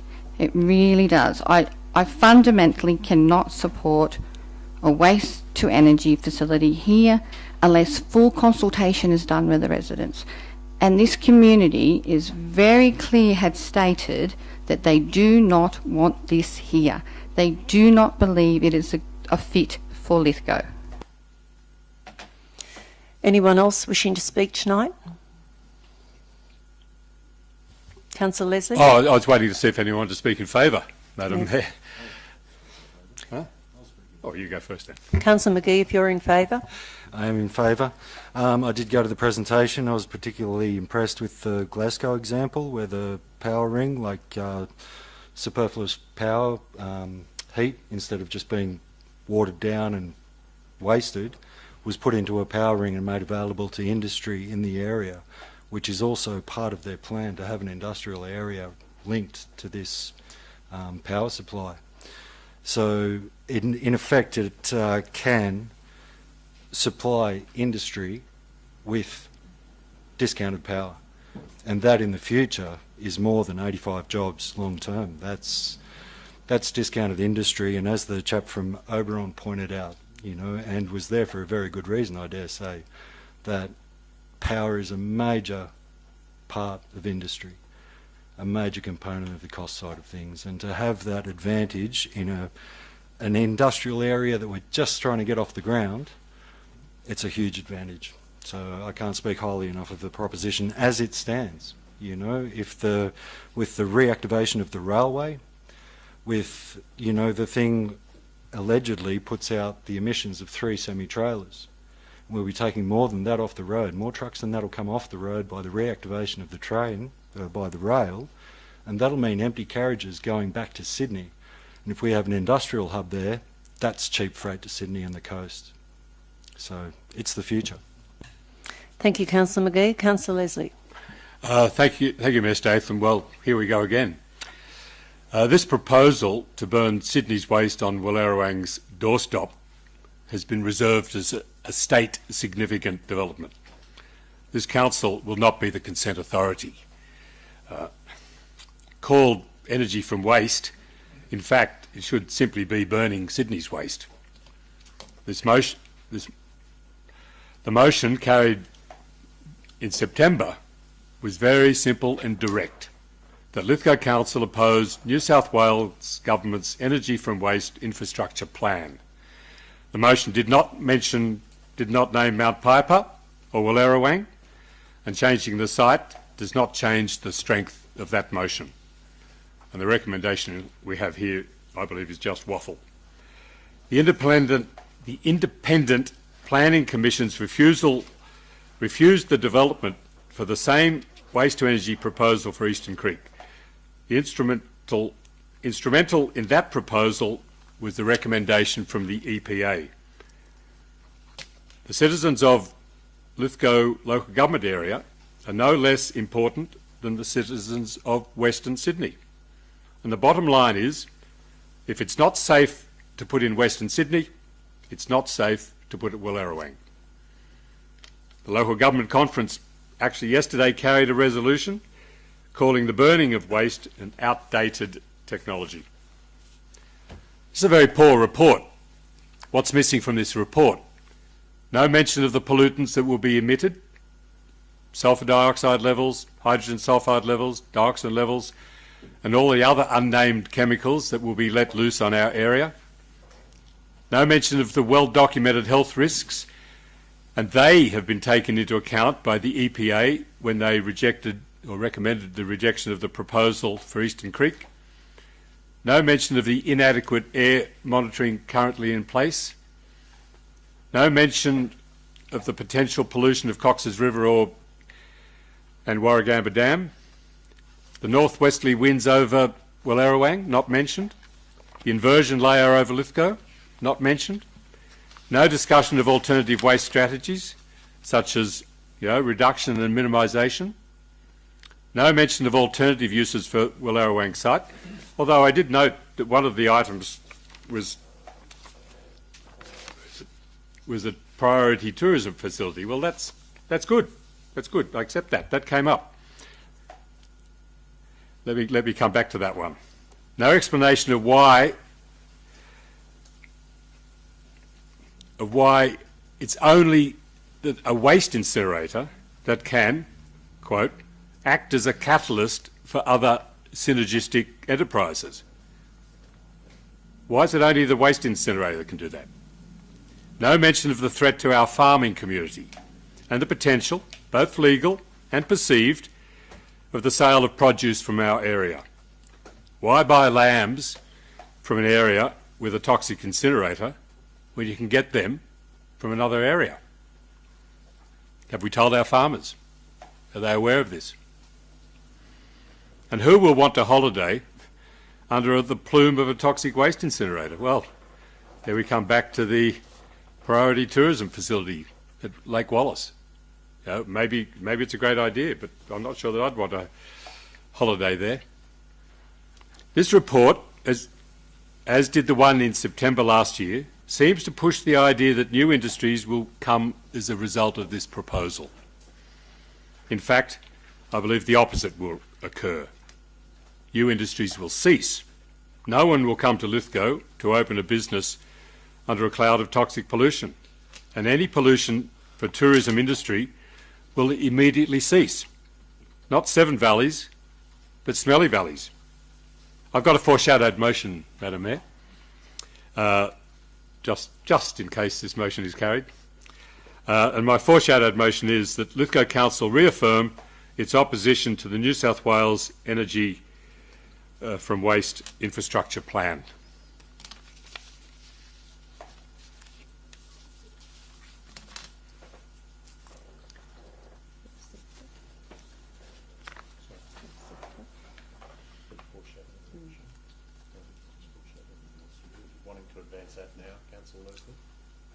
I'm just foreshadowing it so that I can move, if necessary, when this motion is put.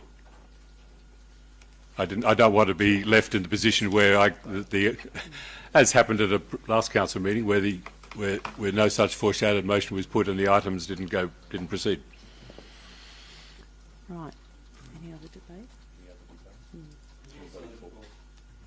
Can I say one more thing, Mayor Statham? No. No, I'm sorry. Everyone, no. Has any... Councillor Marnie. Thank you.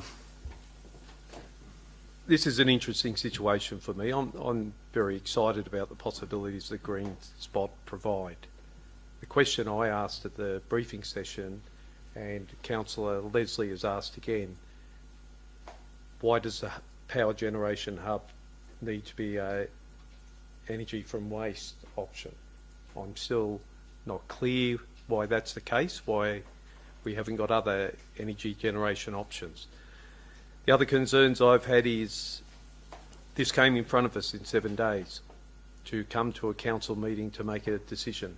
came out into the community with probably around 48 hours to have a conversation with the community. The issue's been alive in the community for an extended period. Everyone that's spoken to me about it, I've given them my undertaking based on my understanding of the technology. I was very clear during my campaign what I said to people, and I stand by what I've said. I'm concerned also around the rigour of the planning. We have a West Lithgow suggestion that's actually mapped as Portland, but it's meant to be Wellawang. I'm not quite sure what this pin the tail on the donkey planning process is. If this is a project of significance that needed to think about transport hubs and so on, I'm not seeing the evidence. I'm also concerned in the report that it talks about that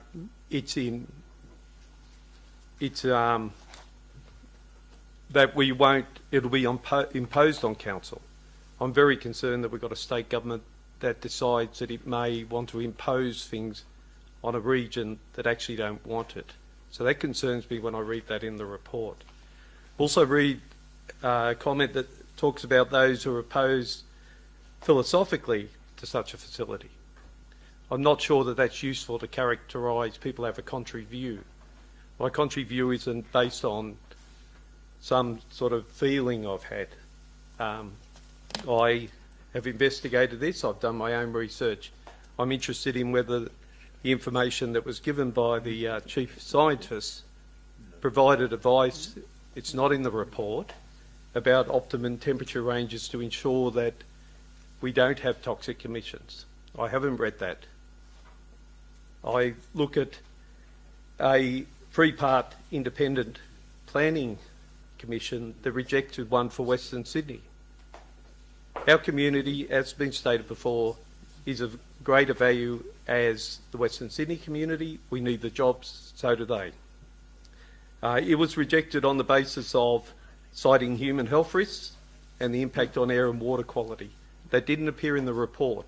I'm concerned that if we're being asked to make a decision based on a presentation from 7 days ago, that this style of information isn't coming in front of me. I find it very difficult to be moved from the position I arrived at coming through the my election. The other thing that concerns me is, Councillor Leslie touched on it, we're looking at developing a major tourism hub within probably 1.5 kilometres as the wind blows from the waste incinerator.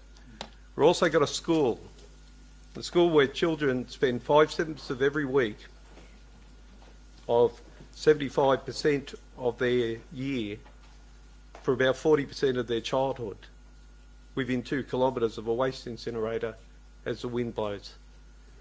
I'm just not seeing the rigour here, and I'm concerned this is more about income generation than power generation, and I'm not supportive of trainloads of Sydney's rubbish being brought to Lithgow to be disposed of.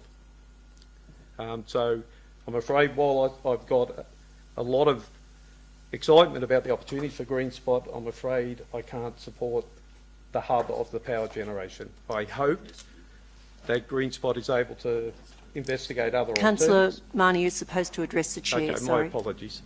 My apologies. I'll leave it at that, but unfortunately I can't support this.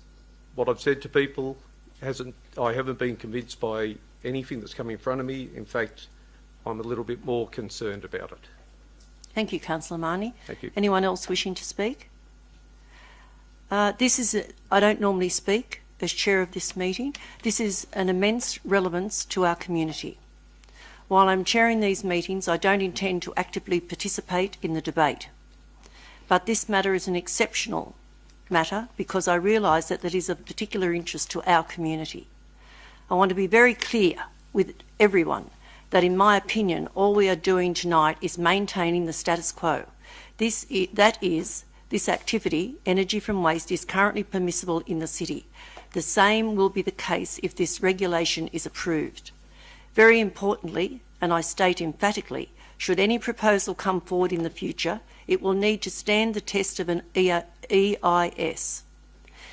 If it is bad for the environment and bad for health, I fully expect it to be refused.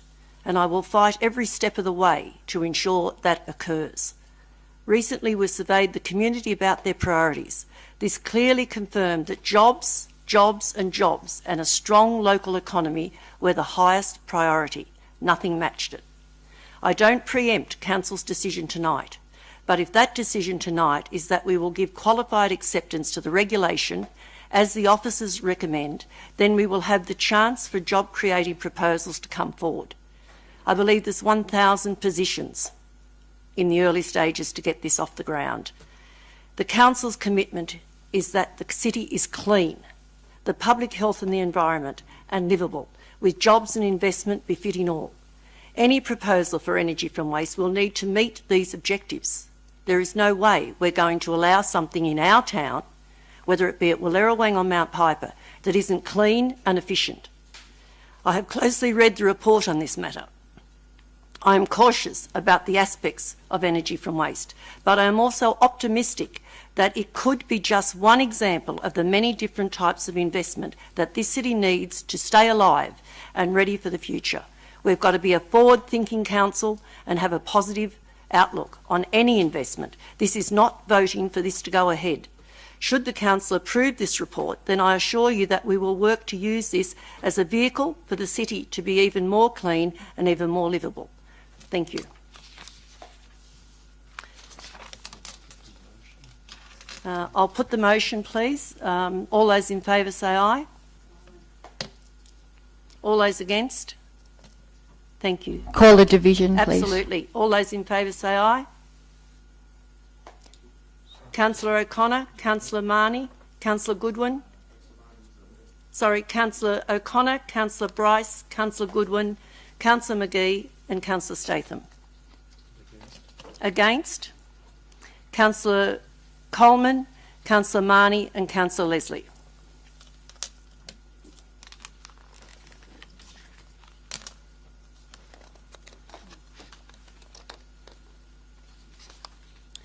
Item 11.2.2.6, an economic development item. Blake Wallace. Could I have somebody move, please, this be accepted? Somebody move this, please. Councillor Bryce. Somebody second this motion, please. Councillor Marnie. Councillor Bryce, would you like to speak to that? I don't think there's much to say about this. All right. Councillor Marnie? No. Any dissent? I'll put the motion. All those in favour say aye. Against? Carried. Infrastructure Service Reports 11.3.1. Lithgow Councillor, EPA Bushfire Generated Tree Waste Program. I'll move this. Happy to second. Thank you, Councillor Bryce. Thank you, Councillor Coleman. Councillor Bryce, would you like to speak to that? No, I was present at the EPA smoking ceremony we had there, and Agile were there as well. I think it's a great project. It's a great tender.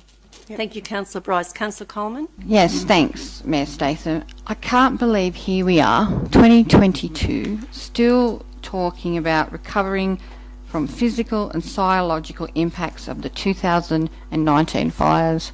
My heart goes out to those who are still suffering from the bushfire impact. It's great in this report that Council was notified in November 2021 of the awarding of the 2.2 million grant to Lithgow City Councils and the purpose of addressing what really needs to happen, a bushfire generated tree waste program tender.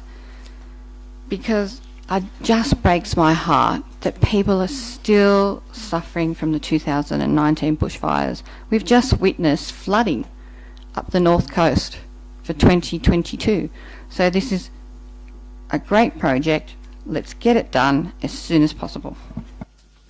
Thank you, Councillor Coleman. Anyone else wishing to speak on that? Councillor Bryce, right of reply? Yep. At the event at, I can't say the word, Blackfellows Hands, is that all right? Okay, the EPA did praise the Lithgow City Council for its community involvement and consultation within the community. They said a lot of other councils did not have that community consultation, and they were very pleased with that, weren't they?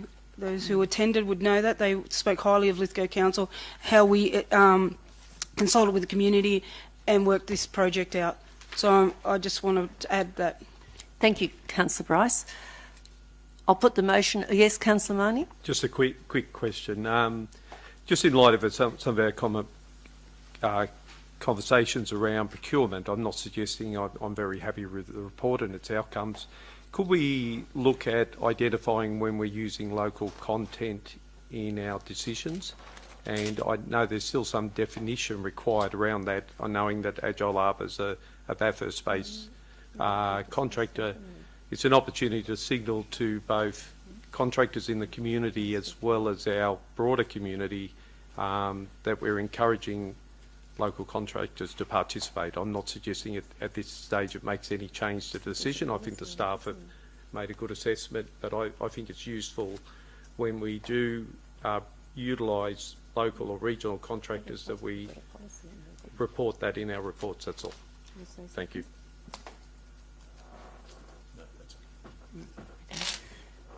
Thank you, Councillor Marnie. Anybody else wishing to speak? Councillor Bryce, right of reply? No. I'll put the motion. All those in favour say aye. Against? Carried. Thank you. 11.3.2, road naming, new roads, DA 226/16/Bowen Vista Estate. Could I have somebody move that these two names be accepted? Thank you. I'll move that. Thank you, Councillor Bryce. Have a seconder, thank you. Thank you, Councillor O'Connor. Councillor Bryce, would you like to speak to that? They're great names, that's it. Good, thank you. Councillor O'Connor? Fully agree. Perfect names. Thank you, Councillor O'Connor. Not boring. Anybody else wishing to speak for or against? If I may, Madam Mayor, I don't like the names personally because they relate actually to the First World War. Gunners Close, not quite, but Trench Place, well, we're talking about the gunning place which were a Second World War infrastructure, and yet we've got Trench Place, and I'm not sure that I'd want to Gunners Close. I think it's just wrong. I think we need to, and I will talk to my friends. There are some people who should have had the opportunity to get a family name when Heritage Place was recommended as a place name out there. Heritage Place, which we filled with brand new houses. That was weird to me too. But there's the original property was owned by a local family, a family that's still here. I'll talk to them. I think that they should be given the opportunity to sort of suggest that that original name be there. I understand. I'm not going to speak against the motion itself because I understand it's going out for public exhibition, or public comment, and we'll see what comes back in. But I don't like the names. Thank you, Councillor Leslie. Anybody else wishing to speak? Councillor Bryce, right of reply. I think the names are great because the close ties that we have in Lithgow to the wars. It goes with the other names around the town that are part of the small arms factory area and the sites that are around there. So I think those names really reflect the Lithgow history. Thank you, Councillor Bryce. I'll put the motion. All those in favour say aye. Against? Councillor Leslie, you're against? As I said, I'm just happy to let the motion pass, let go, and I'll deal with it later. All right, we've now passed a new code of meeting practice, so I'm happy to let that. All right, thank you. Place. Right. Great Western Highway review of environmental factors. Could I have somebody please move this report? I'm happy to move it, but I've got a few comments I'd like to make that hopefully will be included in the submission. Thank you, Councillor Coleman. Your comments? I'll second it. Thank you, Councillor Bryce.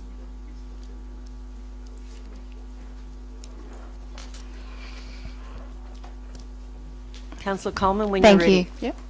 I'd also like it mentioned in the submission that goes that the Lithgow City Council has concerns regarding the potential pollution from the said tunnel that could be built. I also have concerns that that heritage hasn't been addressed, so I'd like that addressed in the submission. I'd also like to make the point that the Hartley Valley Road is a rural residential road, and hence I don't believe there's justification increasing the speed zone from 80 to 100. And I also want to include Mrs. Barber, who said earlier that there's no legal access to those who live on Rivulet Hill. That definitely needs to be addressed. Just going to the report, coming back, it's imperative that we engage in the Aboriginal community. They have not been consulted, absolutely imperative. And we start with those in the local area, and it's mentioned in the report, and that's great. I also want to touch on the fact that the report states that the truck stops are potentially moved to the lands of the west of the railway. That's a great comment, and that's really important. But it's also truck stops / rest stops. We need to make that very clear, and that's in the report as well. So they're my comments. Thank you, Councillor Coleman. Mayor, we just need some clarification on one point you made there. So you're asking for additional emphasis, Councillor Coleman, in the submission around those aspects, but can you talk a bit more about the 80 and 100 kilometres? Yeah, so my understanding is if the tunnel goes ahead, like, you know, we're a long way to get there, that we need to ensure that the safety of our residents are paramount. My understanding is they're proposing 100 k's through that tunnel. Is that correct, General Manager, my understanding of the report? So you're speaking specifically about the section of the tunnel, not the section through Hartley? No, I'm talking about both, the tunnel and Hartley. Sorry, let me correct myself. Through the tunnel and through Hartley, I believe that section should be 80 k's. Through Hartley itself and through the tunnel. I don't think there's any need for it to be 100 k's. We need to protect the safety of our residents. Okay. Thank you, Councillor Coleman. Councillor Bryce. I think you'll find that most tunnels are 80 k's, so I don't think that's going to be an issue. It'd be the other bit. I do believe that we need to engage the Aboriginal community in the consultation, the local community, and obviously address the access to those properties on Rivulet. All the other recommendations are fine by me. I have an amendment. Councillor Leslie, what is your amendment, please? That the whole recommendation be replaced with that the state and federal governments be advised that Lithgow Council requests that the upgrade of the Great Western Highway be deferred until the completion of the tunnels under Blackheath and other towns in the Blue Mountains. Do I have a seconder for that? I'm sorry, that lapses, Councillor Leslie. We'll move on, please. Councillor Bryce, you've just spoke, have you? Yes, you've just spoke. Anybody else wishing to speak for or against? In that case, Madam Mayor, could I speak against the motion? You can do that, yes, Councillor Leslie, Okay. by all means. Okay. Can I speak in favour of the project? So Councillor Leslie is going to speak against, and then Councillor O'Connor, you'll have your turn then. Thank you. Thank you. Okay. 10 minutes is the time that this report says will be saved when the work is completed. I don't believe it. 1 minute if the weather is fine, and nothing if the weather is bad. I travel to Blackheath every Monday morning, and I'm never held up in the Hartley Valley, and only occasionally in the Blue Mountains. Of course, where I am occasionally held up in the 60k zones through Mount Victoria and Blackheath, well, they're not the areas that are being upgraded with this proposal. I oppose this upgrade in inverted commas, because it's selfish. An alleged 10-minute saving, but at a cost of destroying the lives of many residents in the Hartley Valley. There is no compensation if residents are forced to move, no adequate compensation if residents are forced to move, and no compensation at all if your land is not touched. No compensation if you are subjected to increased noise, vibration and fumes. $2,500 million for a highway that will achieve nothing.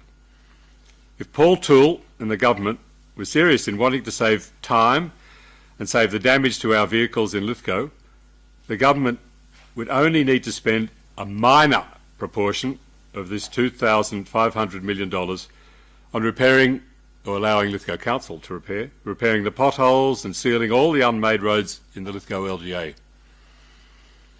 If it costs $1 million to seal a portion of road, or to bring an existing road up to an acceptable standard, then you could redo that section of road every year for 2,500 years, or, more sensibly, could do another 2,500 such sections. Now that would be popular, and that would work. This work could be done by contractors and not by the big end of Sydney town. Lithgow contractors will see very little of the money spent on this project. On the way in tonight, I was listening to the radio and Point of order, Mayor Statham. May I put a point of order in? Your point of order, Councillor McGee. Is that at the presentation from Transport New South Wales, an emphasis was placed upon local contractors being given first option to the majority of contracts available, and in also proving that, they've put in tendering courses to educate local contractors on how to tender properly for this project. I accept that point of order, Councillor Leslie, because that is exactly what did happen. all right, well, I'll move on, Madam Mayor. On the way in tonight, I heard Premier Perrottet say, and I'll paraphrase him, that helping others in New South Wales is the way we are. He was referring, of course, to Ballina and the floods in northern New South Wales. Just please keep on track, Councillor Leslie, please. Thank you. Well, here's an opportunity for the state government to actually demonstrate how the citizens of New South Wales, the citizens of Lithgow, citizens of Hartley Valley, can actually help those in other parts. I don't believe that the people of Lithgow would resent or feel wrong or feel aggrieved or even deprived if this money, this $2,500 million, was spent in helping the people at Ballina. That's where we need to be spending the money. We need to spend it where it's needed. We don't need to spend it on a road that will not achieve what it's doing, what it's planning to do. Let the government know. I'm sorry, my motion didn't get up. My amendment didn't get up. But let the state government and the federal government know that there is $2.5 billion, or, in other words, $2,500 million. You better put it that way, you get the extent of it. And that money is available to actually help the citizens of this state. Thank you, Councillor Leslie. Now I think Councillor McGee had his hand up first, and then Councillor O'Connor. Yeah, I'd certainly like to speak for it. I think the upgrade's essential. It's the Great Western Highway by name, but not by nature. They recently spent a whole lot of money doing it up. They did improve the road, but they kept it at 2 lanes with very limited overtaking opportunities. And so you can be stuck behind people doing 60 and 65 kilometres an hour trying to get home in their electric car without using any petrol. It's frustrating. No, I wholeheartedly support it. It's an avenue to the west, it's the gateway to the west, and it'll make people a whole lot more comfortable about calling into Lithgow because they just won't be frustrated and waiting to hit 4 lanes of freedom. That's it. Anybody wishing to speak for the motion? Against? No, right, Councillor O'Connor, you're Councillor. We're up to Councillor O'Connor. We're up to against. So Councillor Marnie, if you're against this, it's your turn, and then Councillor O'Connor. I haven't forgotten you. Thank you. We've just come through a fairly robust conversation in a previous item. I I'm seeing this document being a submission from council representing the views of our community. Now, there's an affected community in the Hartley Valley who my interactions with them over an extended period of time is they're careful and considerate in their examination of issues. It's not just we don't want this. They've identified key design issues, they've brought those forward, and the potential to impact on the local communities. I can't see a conflict with their views being included in our submission. At the end of the day, we're not the authorising authority. They've raised issues, and rightly, and they've been raised in front of us in briefing meetings, and I appreciate the comments from Councillor Coleman and Councillor Bryce that our local Aboriginal community haven't been adequately consulted. I don't think I want to be part of a council that the bare minimum is what we do. I think we've got a moral and ethical issue here, and I think we should extend ourselves and ensure that that consultation has occurred. I've got concerns about the interplay with the tunnel, and I'm concerned about why we assess this individual component on its own. The interplay with the tunnel will bring with it air quality and also stormwater management. A sloping tunnel from the Blue Mountains is going to discharge into Lithgow streams. There's also been suggestions about the surfacing, that if we can look at noise reduction surfacing to reduce the impact on what successive councils have done in this area, has subdivided the rural landscape in the Hartley Valley, and we now find ourselves in a rural residential landscape with a 4-lane 100-kilometre highway going through it. So there's some legacy issues for us to deal with. They've also brought forward possibilities to look at how we could use 80-kilometre zones, and I'd certainly like those suggestions considered by the Transport for New South Wales. And again, in the spirit of us as a council bringing forward our community's views in a response to this, I'd like to see that included. I believe the truck stops / rest areas are not appropriate in close connection with that rural residential landscape. I think we also, as an economic driver, want to see people taking breaks in Lithgow. We want to see them taking breaks in Walerawang. We don't want them taking breaks out in the middle of the Hartley Valley with no connectivity with local businesses.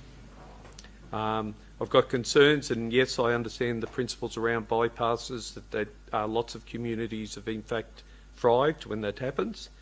But I'm concerned with some of the interaction of businesses like the Hartley Fresh and so on. I've also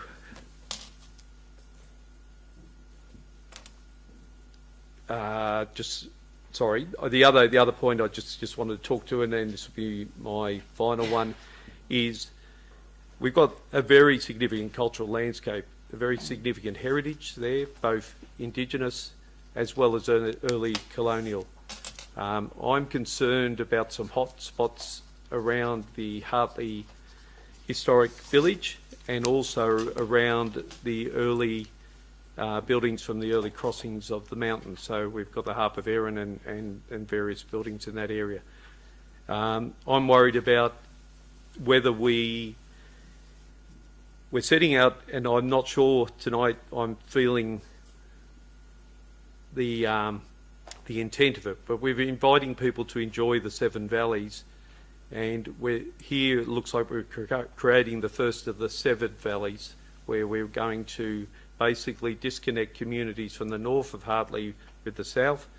Like some people in this room, I've driven the Great Western Highway for 32 years. I drive it between 5 and 6 days a week, and that's either from here for the last 22 years or in the mountains.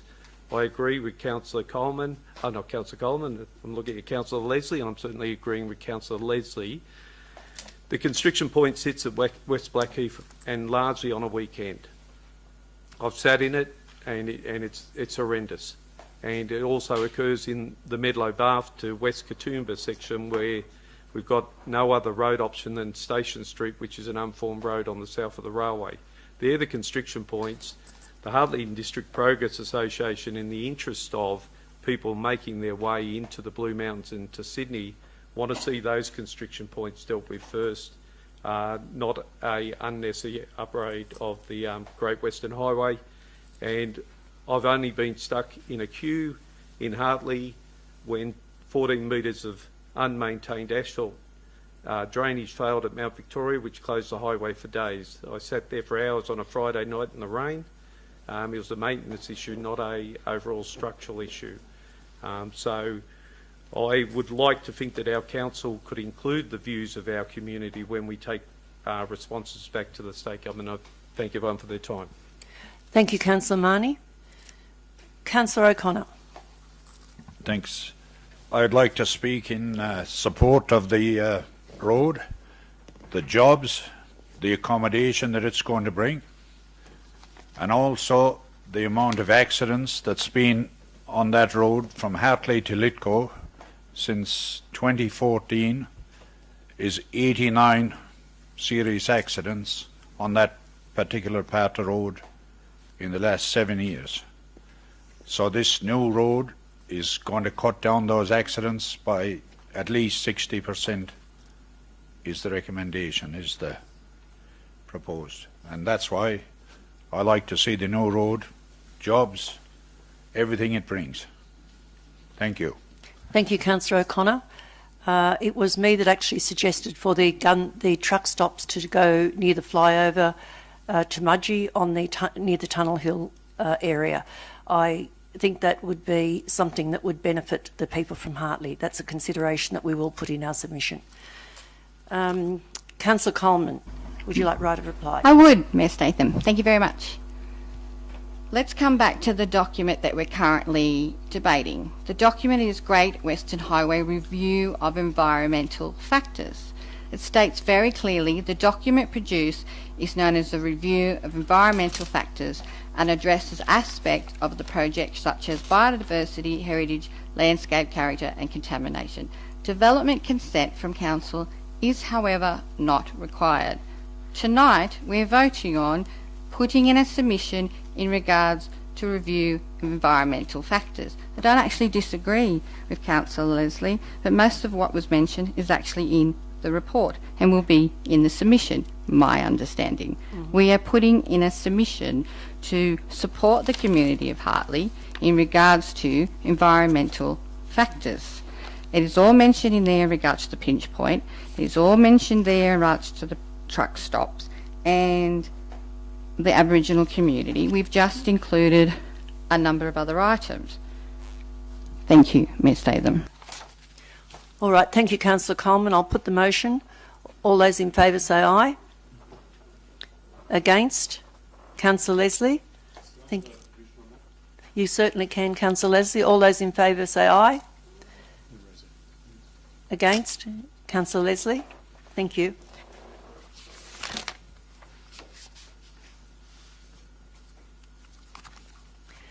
Item 11.3.4, Transport for New South Wales Regional Forum. Can I have something? Happy to move. Thank you, Councillor Coleman. Have a seconder, please. Second it. Councillor Bryce. Councillor Coleman. Thank you, Mayor Statham. I just want to point out in the report that we strongly encourage Transport for New South Wales and the government to provide further information regarding their strategic to improve all rail connections between the Central West and the city and vice versa. And what does the 5 to 10, 20 year look like? As people may know, Councillors Mayor Statham and Councillor Leslie and I were at the local government conference and we met a number of mayors and deputy mayors and councillors across the Central West. And what was brought to my attention, Councillor Phyllis Miller spoke to Councillor Stephen Leslie. Reg Kidd, former Mayor of Orange, spoke to me and said to me, you know what we really need from Lithgow? An hourly train service. That would open up Lithgow to the Central West. Forbes people would drive to Lithgow. Orange people would drive to Lithgow to get on the train. Councillor former mayor, Reg Kidd, said to me, Cass, I drove to Lithgow to catch the train. I missed it by 10 minutes. I would have, if it had been an hourly train, I would have hanged around for another hour to have coffee, have lunch and caught the train. I really want to emphasise the importance of rail. Thank you, Councillor Coleman. I think the General Manager believes we should have a half-hourly service. Oh, yep, I'm for that too. Well, we'll certainly support the 1 hour train out of Lithgow for sure. Who seconded this? Councillor Bryce? Just to ask a question to Councillor Coleman, sorry, is the hourly train to Sydney or out to the west? To Sydney. To Sydney. Okay, I support that as well. Thank you, Councillor Bryce. Anybody else wishing to speak against this? Anybody else wishing to speak for it? I'll put the motion. All those in favour say aye. Against? Carried. Thank you. Water and wastewater reports. Could I have somebody please move this? Move that. Thank you, Councillor Marnie. I'll second it. Thank you, Councillor Leslie. Very quickly, just again, appreciate the detailed reports, particularly around where we have issues with our services. I'd just remind or inquire about actions, particularly around Extension Estate, and particularly where we have stormwater and mixed with sewage entering people's properties, whether there's been any investigation or whether that investigation is planned to occur. What's his name? Mr. Trapp, could you please speak to Councillor Marnie and the councillors? Thank you. Through you, Mayor. We've put together a couple of projects to hopefully go up in the new year, in the new financial year, to find the root cause of a lot of these issues. Obviously, they're quite widespread through that area of Extension Estate, so instead of doing band-aid projects, we're going to try and get to the root cause of it first and then rectify them from there. But there is a number of things in the pipeline to be able to do those. That's positive news, Mr. Trapp. Thank you for that. Councillor Leslie. Had you finished speaking, Councillor Marnie? Yes. Yeah, all right, thank you. Anybody else wishing to speak? No, I'll put the motion. All those in favour say aye. Against? Carried. Thank you. Finance and asset reports. Superannuation for councillors. Could I have somebody move that, please? Happy to move. Thank you, Councillor Coleman. Have a seconder, thank you. Second it. Thank you, Councillor Bryce. You men aren't going to sleep, are you? Councillor Coleman? I don't need to speak to this, Mayor Statham. It pretty well states what we need to do. Councillor Bryce? I agree with. Anybody wishing to speak against this? I'll put the motion. All those in favour say aye. Against? Carried. Could I just clarify, because was council determined? Is it council determines to make? Can you speak there for me, please, Ross? Sorry, just to... I've just realised what I need to do. Yes. Okay. Yes. Can we go back? Is that okay? Yes, Councillor Coleman. The recommendation states that council determines whether council will make superannuation contribute payments for councillors from 1st of July 2021. I would like to state that council will make superannuation contribute payments for councillors from July. So yes, I believe that we need to.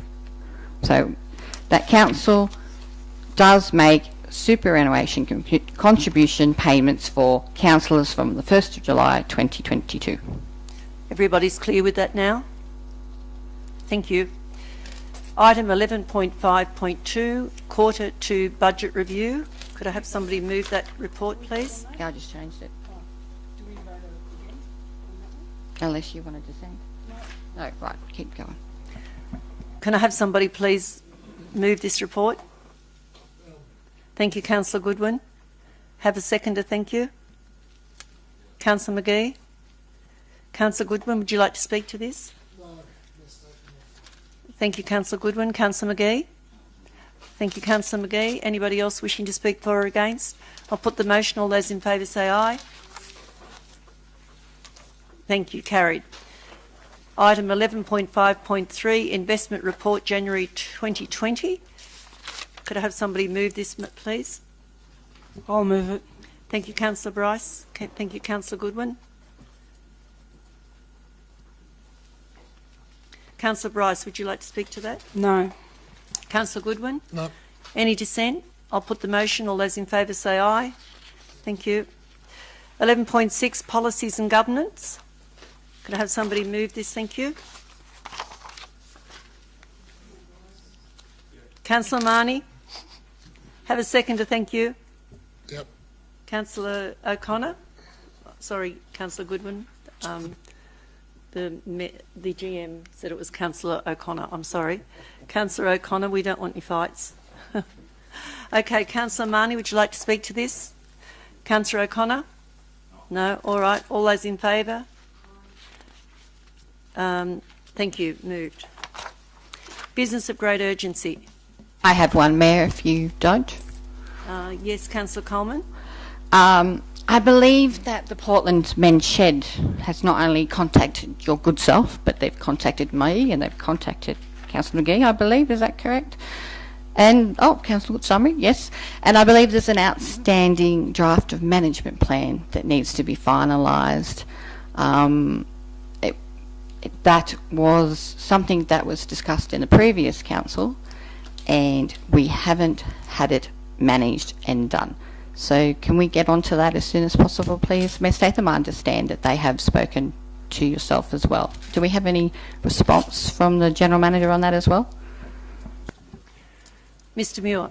There are currently, thank you, Mayor Statham, 34 properties requiring management plans, Crown Lands properties. The work is proceeding. The Minister has given councils until 2023 to complete the works.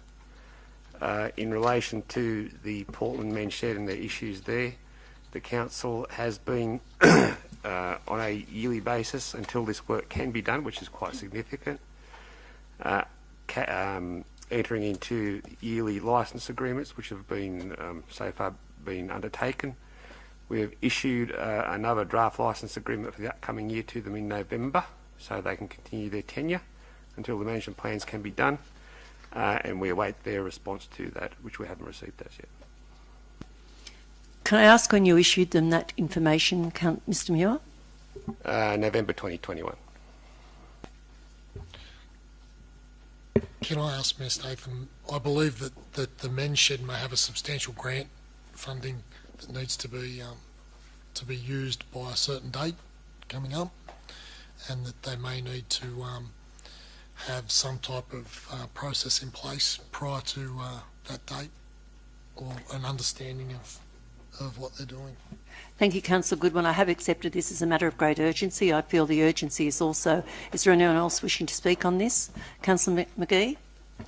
Yes, Mayor Statham. I'm led to believe that there is an avenue where a 25-year lease might be written up subject to the approval of the Minister without the project management plan in place. Mr Muir?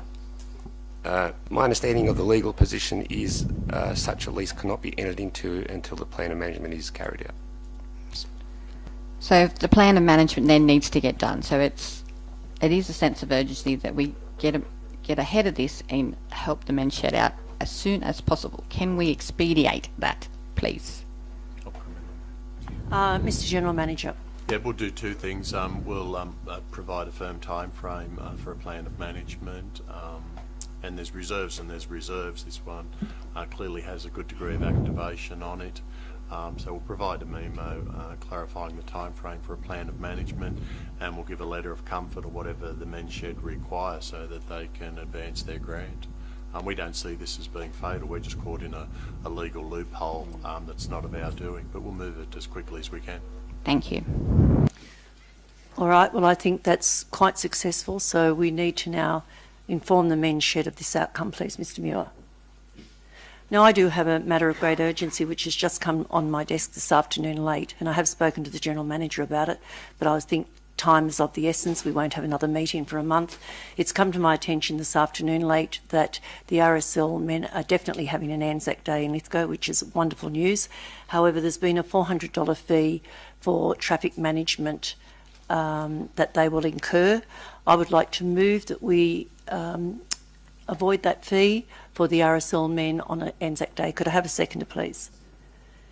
Is there anybody wishing to speak against that?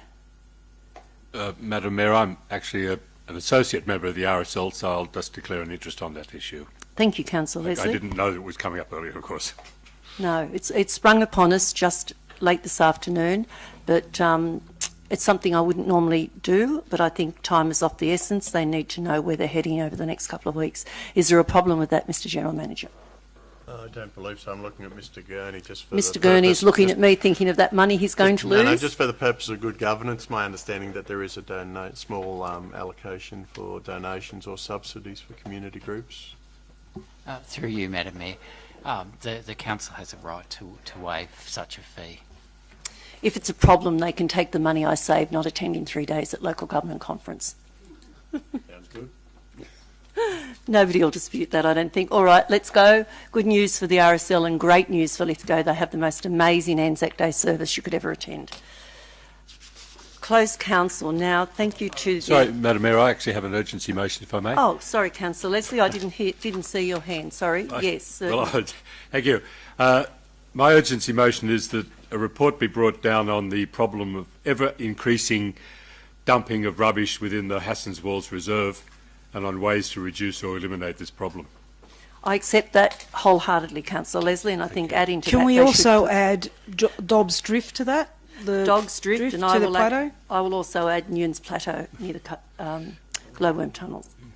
Yes, the General Manager is going, oh... I'm going all the Sorry, but you know what? Our town is important. Littering should be an on-the-spot fine. I think we should have new litter notices around, and I think there's got to be something more that we can do.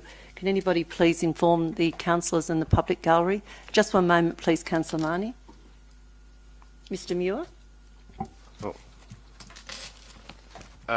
In terms of littering generally, certainly investigations can be carried out, and certainly our officers have been on to sift through rubbish to ascertain perpetrators and follow that up that way. It certainly is, it can be difficult, but if it is brought to our attention of incidents, that avenue is open to us and something which we have done in the past, and there can be fines, that's correct. Yes, thank you, Mr Muir. I think Hassans Walls, I get regular people sending me messages to say, you know, that's one of our amazing tourist attractions. We don't need to encourage a dumping ground there. So is there anybody else? Councillor Marnie, I saw your hand up. Only a brief comment. Knowing that Hassans Walls is definitely a council-managed reserve, we just need to check on some of those other locations that might need a bit of a partnership with New South Wales Forests to assist on that. Thank you, Councillor Marnie. Councillor Bryce? Maybe put up some signs at these points showing the people who are dumping where the tip is. It's free, and guiding them to that direction. It is free. Yeah. I think for all of us, encompassing all councillors and the Mayor, I think we need to be right onto this dumping of rubbish. It's not necessary, it's laziness, and we don't want that in our local government area, anywhere throughout our local government area. Closed council now, so we would ask the public gallery please to, we also thank you for coming. If in the event that any of you choose to leave at this moment of our meeting, we would like the public gallery please to... I'll move that we move into closed committee. Thank you, Councillor Leslie. Could I have a seconder, please? Happy to second. Councillor Coleman. All those in favour say aye. Thank you.